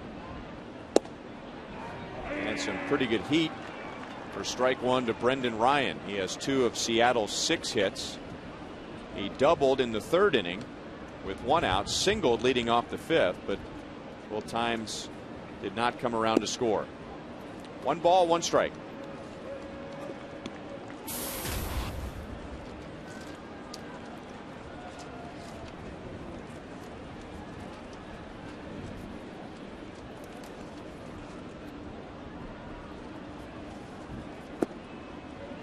Two and 1. Jeffress coming over with Alcides Escobar and the Zach Greinke trade during the offseason. He was the Brewers' 1st-round pick in 2006 out of South Boston, Virginia.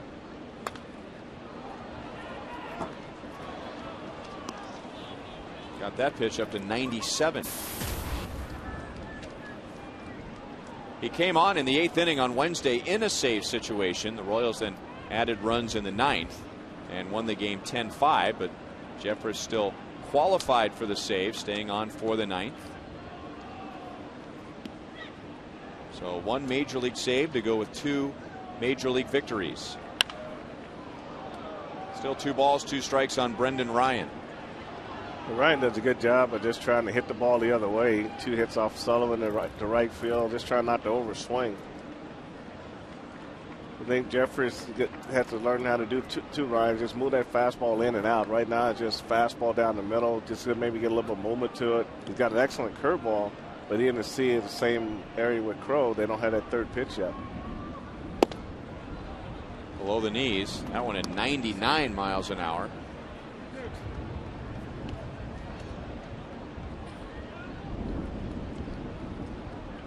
fast enough to make your shoulder hurt. Just thinking about all the way up here.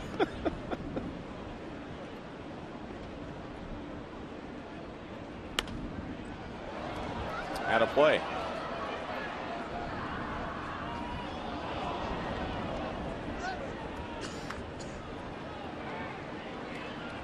Jeffress was telling us during the offseason that when he signed in the first round, he spent a portion of his signing bonus to build a driving range, a golf driving range in his hometown. His dad did most of the construction, but a lot of it had to do with his mom not allowing him to take his money and spend it on fancy cars. Leadoff walk.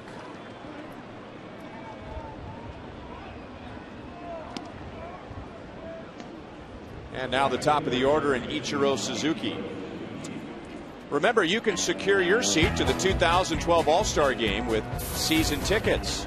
And when you buy 2 season tickets, you get 2 free, starting at just $7 per game. If you'd like details, go ahead and call 816-504-4040 or visit royals.com/2012. All-Star Game in Arizona this year, and right here at Kauffman Stadium next year.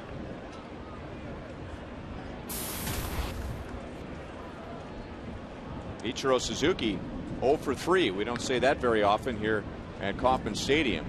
He has a 16-game hitting streak here.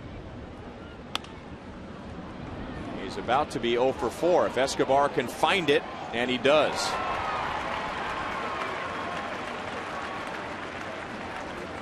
He had the sunglasses on, and even that was almost not enough. Well, you use your glove, you use everything to try to block the sun out so you can see the ball. But if the ball gets right in the middle of that sun, it doesn't really matter what you have on it. You don't see anything. So he did a good job using his glove to screen and keep the ball on the edge of the sun. That pitch from Jeffrey just tied Suzuki up. I mean, and the sun has definitely changed. That's that curveball.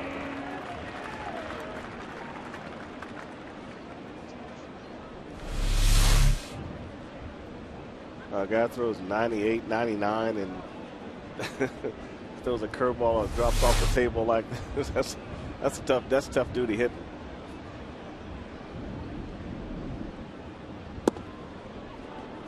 One ball, one strike to Figgins, who is 0 for 3 today and 2 for 12 in the series.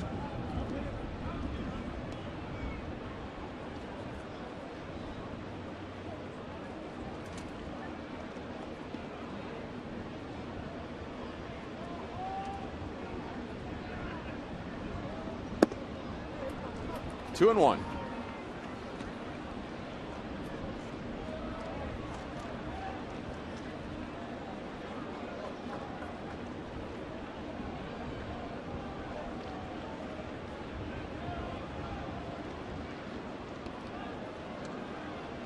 Top 3 hitters in the Mariners order today are a combined 0 for 11.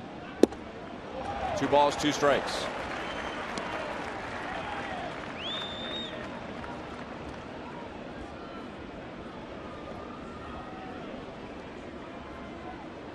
Make that 0 for 9. Suzuki 0 for 4. Figgins 0 for 3. Langerhans 0 for 2. My math was a little fuzzy. But before this inning is over, they might be 0 for 11. Our center field camera's a little fuzzy too, so it's fine. Back to Jeffress, who did a good job of keeping the ball off of his lips, and he made the play at the same time.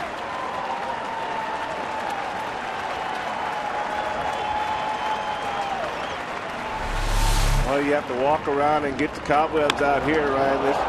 It comes back faster than you threw it in there, and just to be able to react to this ball, luckily it's on the glove side, which helps.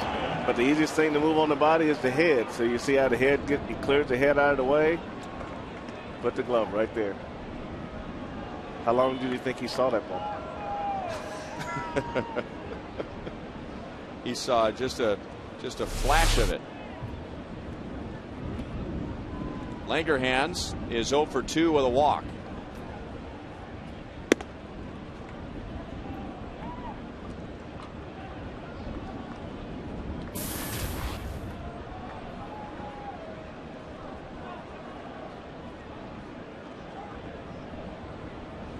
Brendan Ryan at first base with a leadoff walk.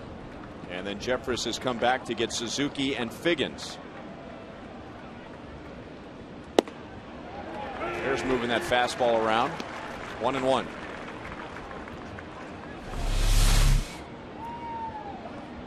And one thing you want to do is just get in the habit of hitting the glove. And right now that ball had a lot of run to it. And it's supposed to be on the inside corner. So just get that precision down with your fastball, and that really helps you a lot. And the breaking ball makes it 1-2.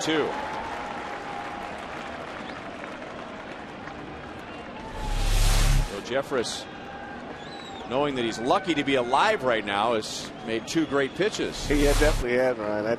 That pitch was really designed to go down and in, but kind of slipped out and stayed on the outside corner. But you know, when a guy throws that hard, I mean, you don't have much time to make your mind on what you want to do.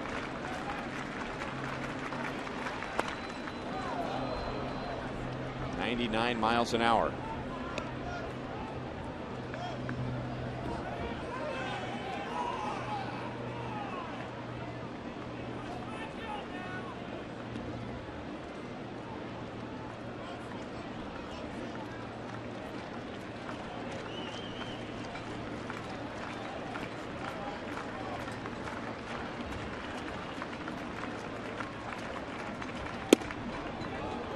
Two and two.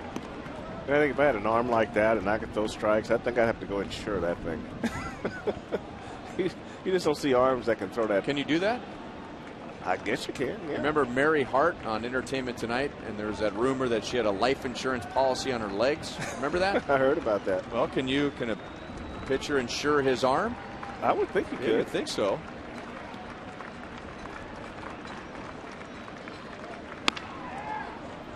To Chris Getz. And as I was saying, the top 3 hitters today are 0 for 11.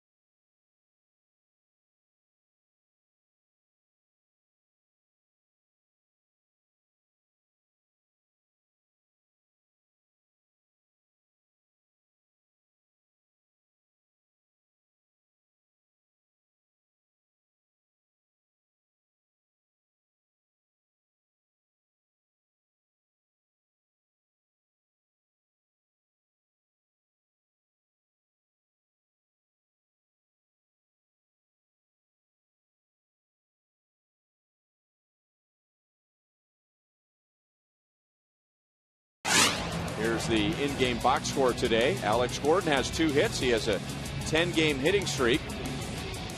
Melky Cabrera has driven in a run. He has scored a run. Mike Aviles also has an RBI in his first single of the year.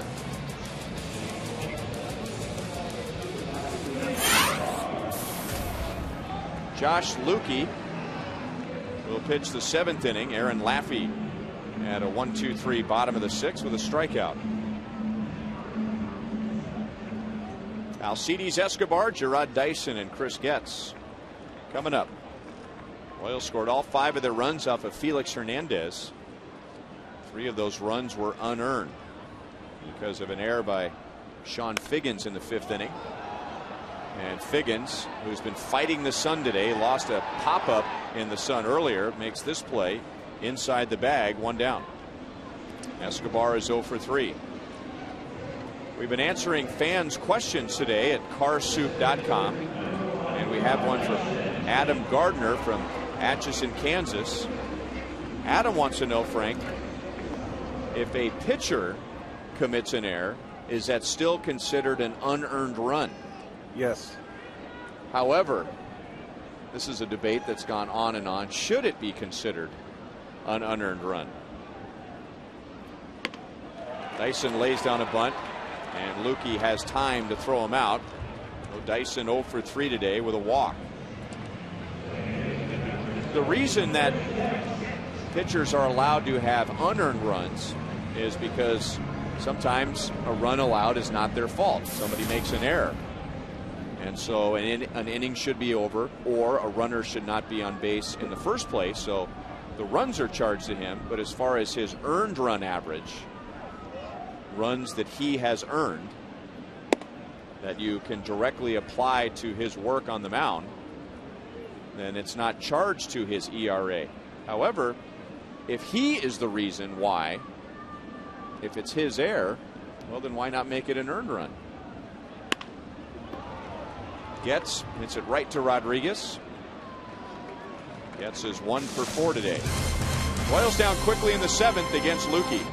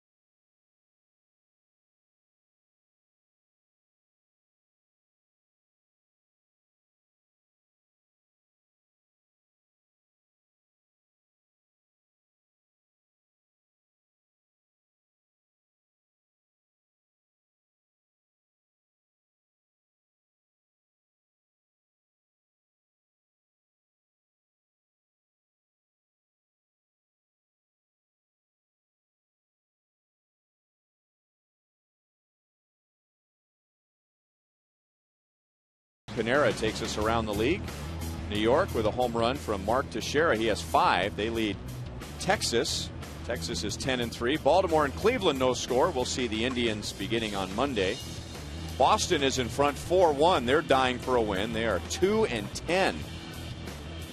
LA at Chicago, Minnesota at Tampa Bay, Oakland at Detroit later today. Minnesota's lost 3 in a row. Detroit has won 4 straight.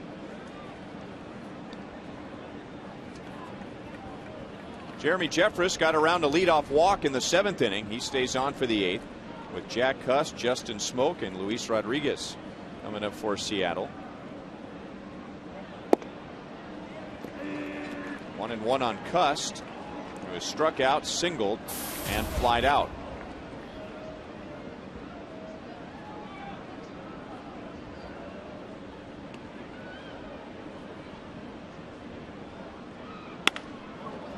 Line to right field and sinking, so it drops in front of Melky Cabrera. And Jack Cuss, who's hitting 174, likes having a 2-hit day today. And for Seattle, that's their 7th hit today.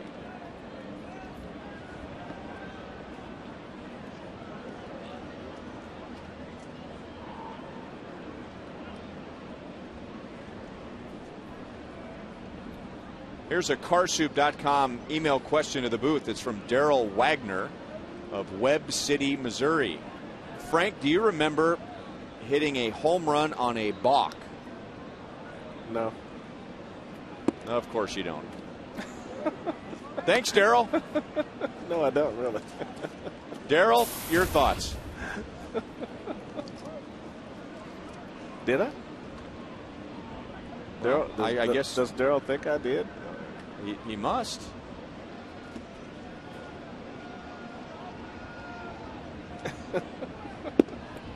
Which, by the way, according to the rules, if a balk is called, but there's a play that ensues, then the offense has the option of either taking the balk or taking the result of the play.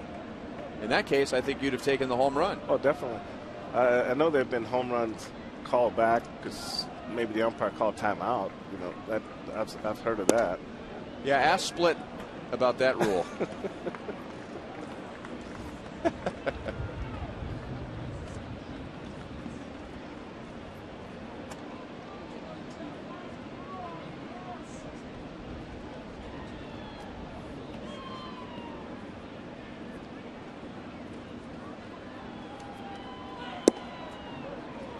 And Justin Smoke walks. So the Mariners have 2 on with nobody out. That's the second walk given by Jeffress in 2 innings. No television tomorrow, but we'll be back on the air on Monday. Kyle Davies and Carlos Carrasco will begin the 4-game series with the Royals and the Indians. Royals live with Joel is at 6:30. First pitch is at 7:10. Tomorrow it's Jeff Francis against Michael Pineda, who is one of the great young prospects that the Mariners are hanging their future on. Just a beast of a right-hand pitcher. Read a lot about him during the offseason. So a good matchup tomorrow. Jeff Francis has been excellent in his first 3 starts. Doesn't have a win. Yeah, he's supposed to be easy 97, 98. Great arm. Got good height to him. He is 1-1 in his first 2 starts. Pineda with a 2.7 ERA. Francis, no record, a 2.61 ERA. So 2 on, nobody out. And Luis Rodriguez, who's working on a perfect day. 2 hits and a walk. Moves back over to the left side of the plate. And he takes strike 1. Rodriguez starting the last 2 games at second for Seattle. Jack Wilson, their regular second baseman, is 0 for his last 13.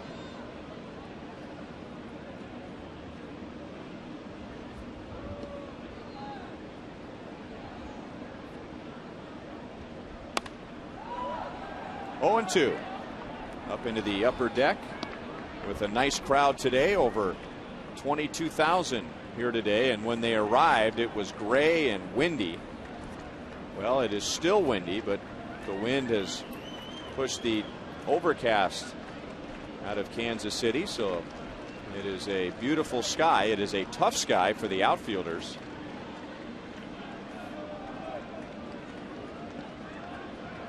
Fans enjoying a 5-0 Royals lead in a gray road replica jersey. 99 miles an hour just inside to Rodriguez.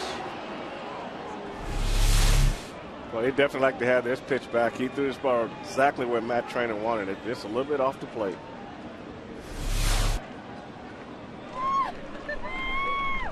And maybe somebody got engaged.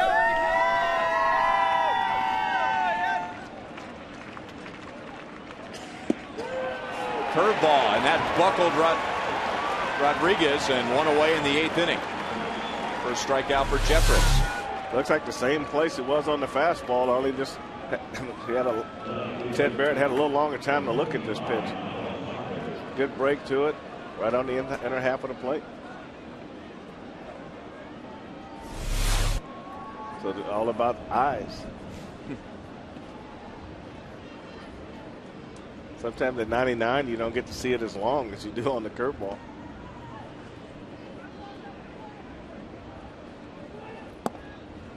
Michael Saunders has had a tough day and a tough series. 2 strikeouts today, 1 for 10 in the series. His most painful at bat was in the 4th inning. It was a 1-0 Royals lead at that time. Seattle had the bases loaded with one out. Saunders flied to left, not deep enough to get the runner home from third, and then Jimenez struck out. And Seattle, with no runs, 7 hits, they've had their chances. They have left 9 on base. And they began this inning with 2 on, nobody out. And now 1 away after the Rodriguez strikeout.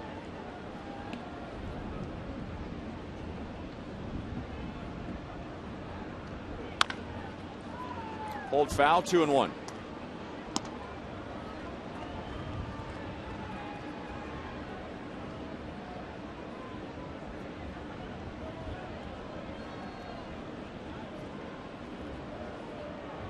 Sean O'Sullivan with 5 scoreless innings. Tim Collins a scoreless 6th. Jeffress a scoreless 7th. And still in there in the 8th.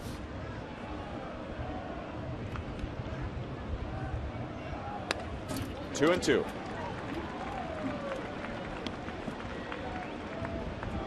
A win today, and the Royals will have, in their first 5 series of the year, 3 winning series and 2 splits.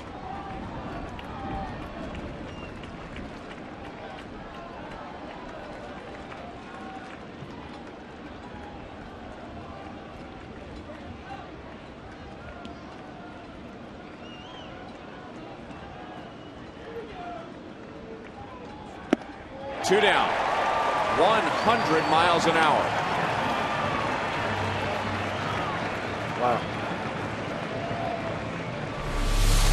I mean, this is going to get out here in a hurry right here as a hitter. I mean, you look at this ball coming straight, and all of a sudden it starts to rise a little bit just from the velocity alone, and it's going to make you swing at this pitch. And this is well above the strike zone, but that ball had a lot of giddy up on it.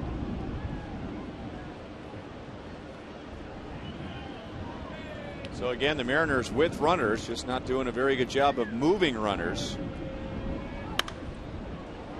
That is out of play off the bat of Chris Jimenez, who has struck out twice today and is 0 for 3.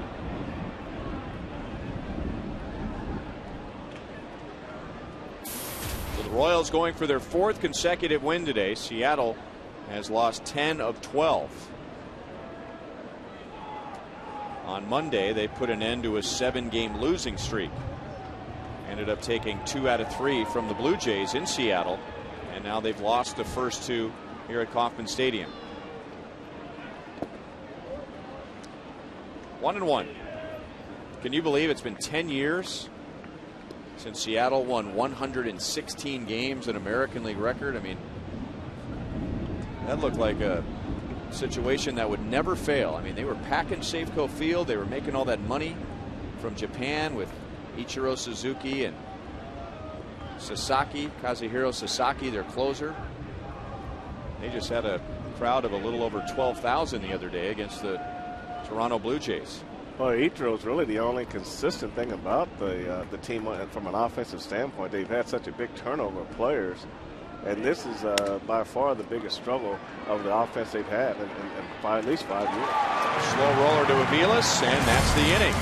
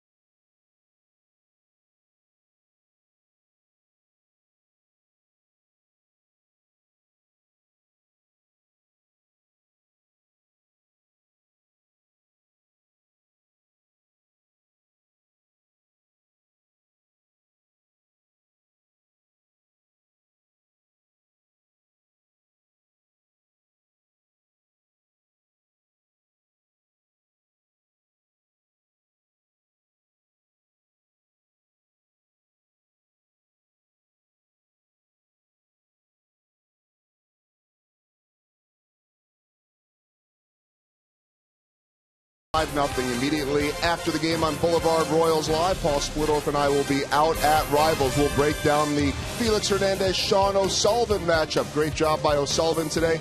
More Royals offense as they look for another win here.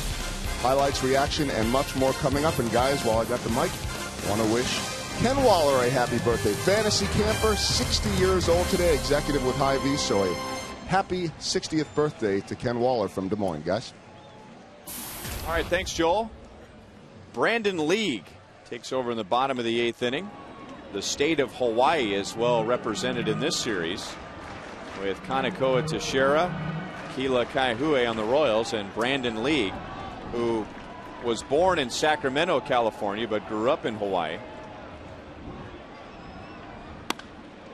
Alex Gordon, diving play by Brendan Ryan. He didn't get him at first base, but what an effort.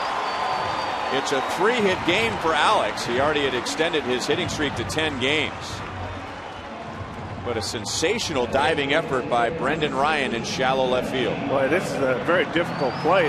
Alex hits his ball. It's really going away from Brendan Ryan. And he does an outstanding. Look how deep he is on the grass when he makes this play. And he gets up and makes as good a throw as he can, but Alex beats it out on the one hop. But, I mean, you look at where he started from, the ball's going away from him, and where he had to throw it from, outstanding play on his part. And he just made it very close at first base. That just gives you an idea how hard that ball was hit.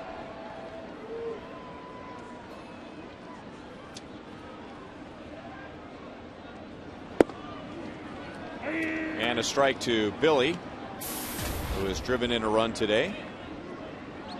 Yesterday, Billy had a chance to meet Bill Butler, who was an original Royal. And Bill Butler passed along a note to us. He wanted us to say hello to his brother, who's watching the game today, who is a retired Master Chief in San Antonio. So we thank him for watching. Brother Bill is thinking about you while he's out here in Kansas City and wanted us to pass along greetings. Hope you're enjoying the Royals' 5-0 lead in the bottom of the 8th inning.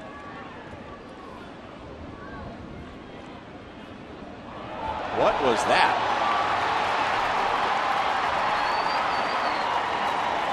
Frank, your thoughts?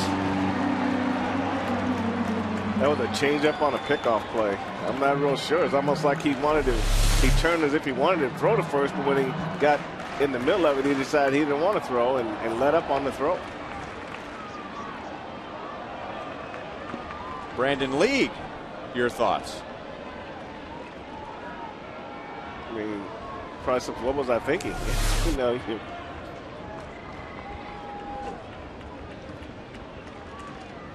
So Alex at second base for Billy, and he lines it to right field, but right at Suzuki.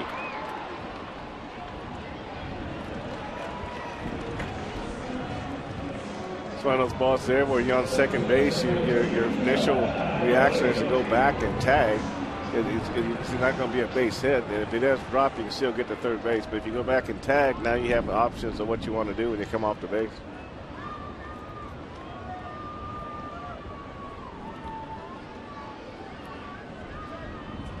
So a couple of Hawaiians hooking up here, Kila and Brandon League.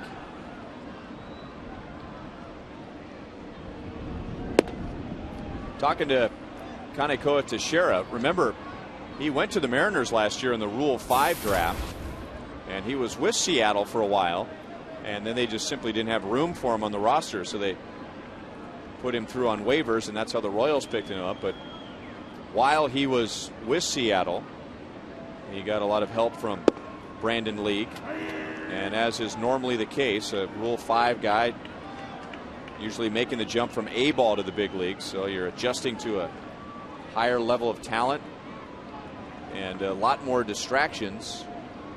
There are a lot more distractions that are away from the ballpark to deal with at this level, and Brandon League was like a mentor to Teixeira. So an error, and now a wild pitch from Brandon League, and Alex Gordon is at third base with one out. Keela had to do some fancy footwork to keep this ball from hitting him in the foot. This ball's coming 97 miles an hour. He just had just barely got his feet out of the way of that pitch.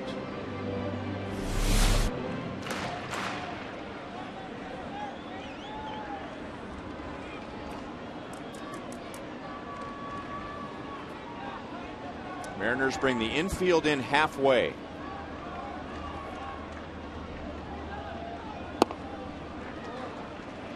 Three and one.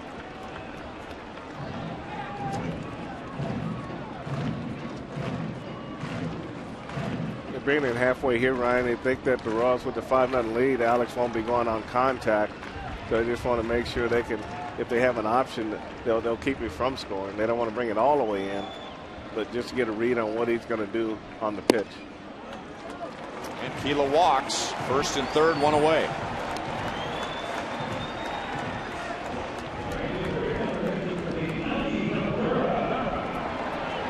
Remember last year the Royals were in Seattle the first time they were there, and David Aardsma was injured, so Brandon League was the closer at the time, and he was having a bad time.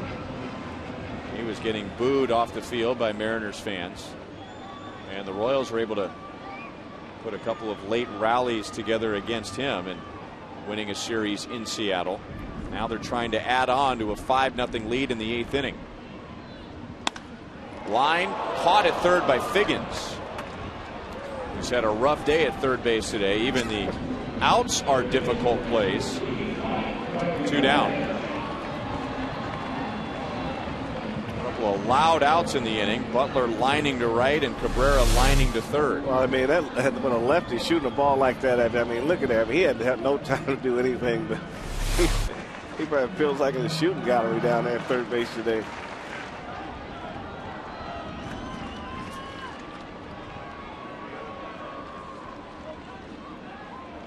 Mike Aviles 1 for 3 with an RBI. Speaking of hard hit outs, Aviles lined out against Felix Hernandez in the 4th inning, which still might be the hardest hit ball this game. And Figgins, we couldn't tell whether he was using his glove to make a play or using it as a shield. Oh, I'll tell you that he's had 2 just like that one, and just all reactionary at third base. Right center field. Suzuki is back, and it's over his head. Gordon scores. Keela comes around third. It's a 7-0 KC lead. Mike Aviles drives in 3 today.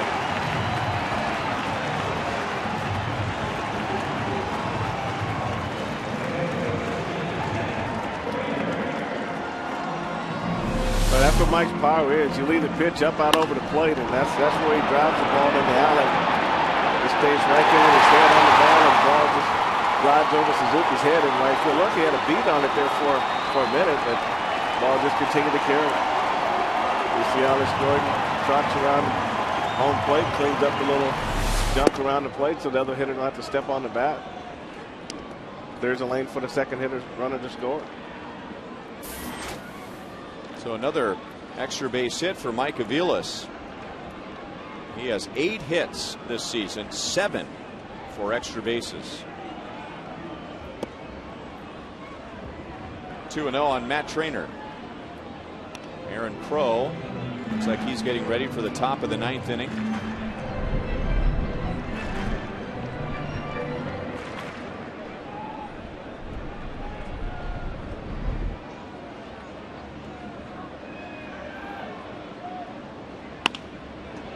Figgins, he's been busy all day, and a nice play to get Trainer.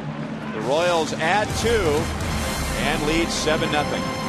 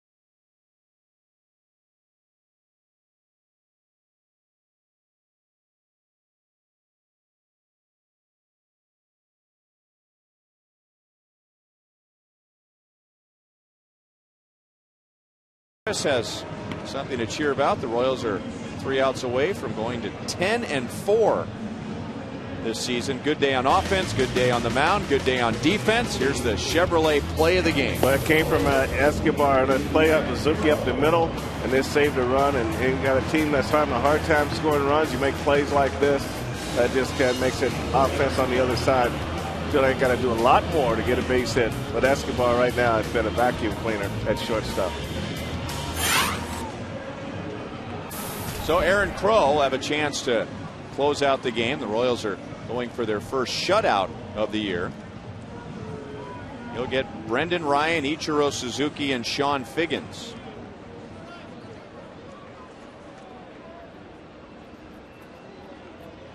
The Mariners are trying to avoid being shut out for the first time this year.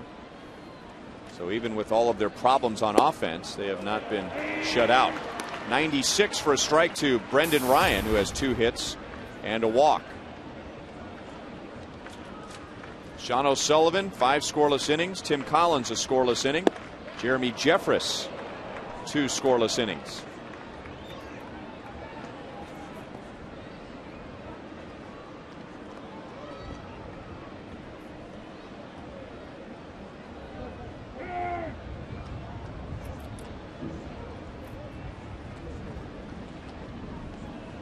Chris Chambliss, which will make Royals fans shudder, from the 1976 season. He is the hitting coach of the Mariners, his first year, and trying to get these hitters back on track after poor seasons at the plate at 09 and 2010, and off to a slow start this year. Yeah, Chris, we remember him from 1976, home run game 5. Never forget it. He'll never forget it. Watching the replay, it was a miracle he was even able to get around the bases. Well, he had the elbow, get forearm shivers all the way around the base. But I tell you that was on the bench in that game, and the thing that really was amazing is after they won the game, how when people used to storm the field, and just that used to happen all the time. And just to see that mass of people going over the dugout, and some of them misjudging people falling in the dugout. They were all over the place, and just amazing just to see that for the first time. And I think that might have been the last time. The ball popped out of Trainer's glove, and the bat went over Trainer and umpire Ted Barrett's head.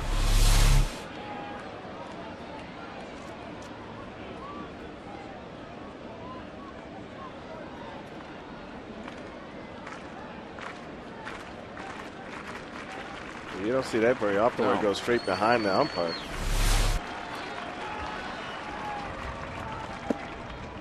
Three balls, 2 strikes.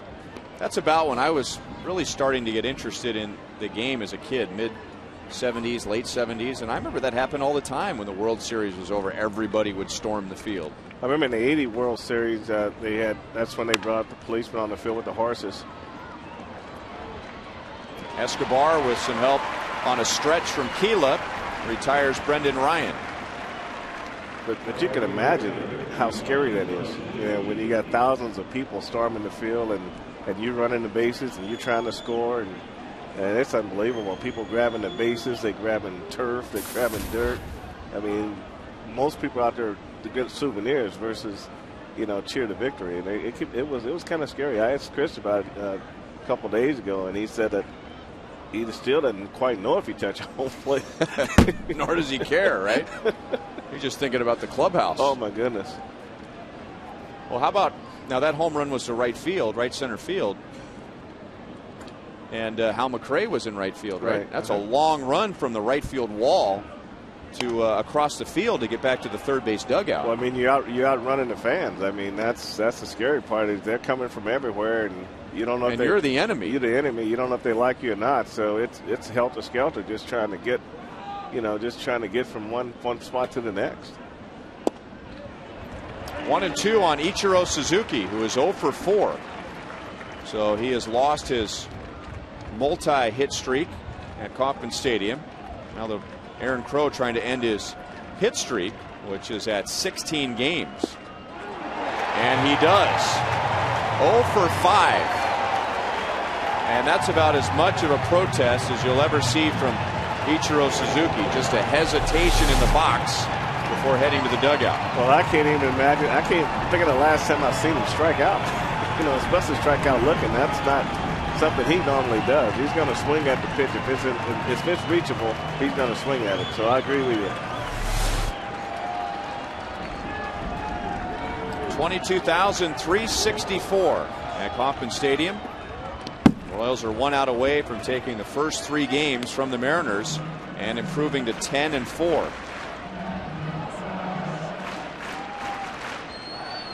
Sean Figgins is 0 for 4. 1-1. Top 3 hitters are a combined 0 for 12 for the Mariners.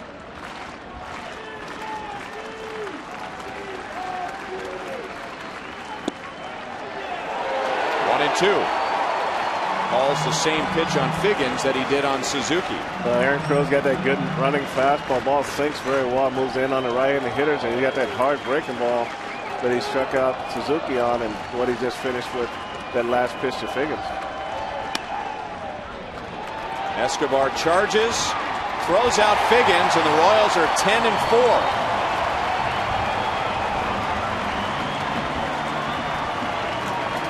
They have played very well here at Kauffman Stadium. 7 wins, 2 losses, and that's the best home record since 2003 when the Royals started that year 11-0.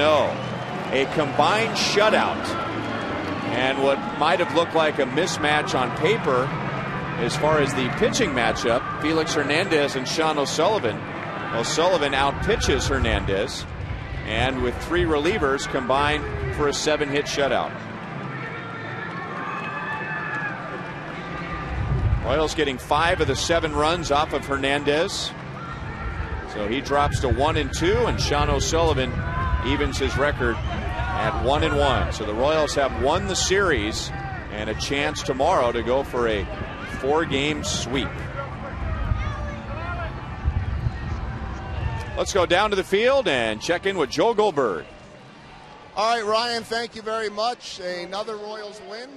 We've got a couple of guests down here. I want to talk real quickly with Alcides Escobar, young, showing incredible experience, and already, Alcides, the fans here love you in Kansas City. Frank White, who has 8 Gold Gloves, just called you a vacuum out there. How much do you love playing great defense? I'm happy to play defense here. I'm in Kansas City. It's my dream is to get 1 Gold Glove. The dream is to get 1 Gold Glove. I think there are many more as well in the future if you keep playing like that. Just tell me, you had that play on Ichiro in the 3rd inning. How hard is that to get a guy with Ichiro speed? That's hard play. Ichiro's good running, and when I see the ball, I catch the ball. I got a time to make it out and fair.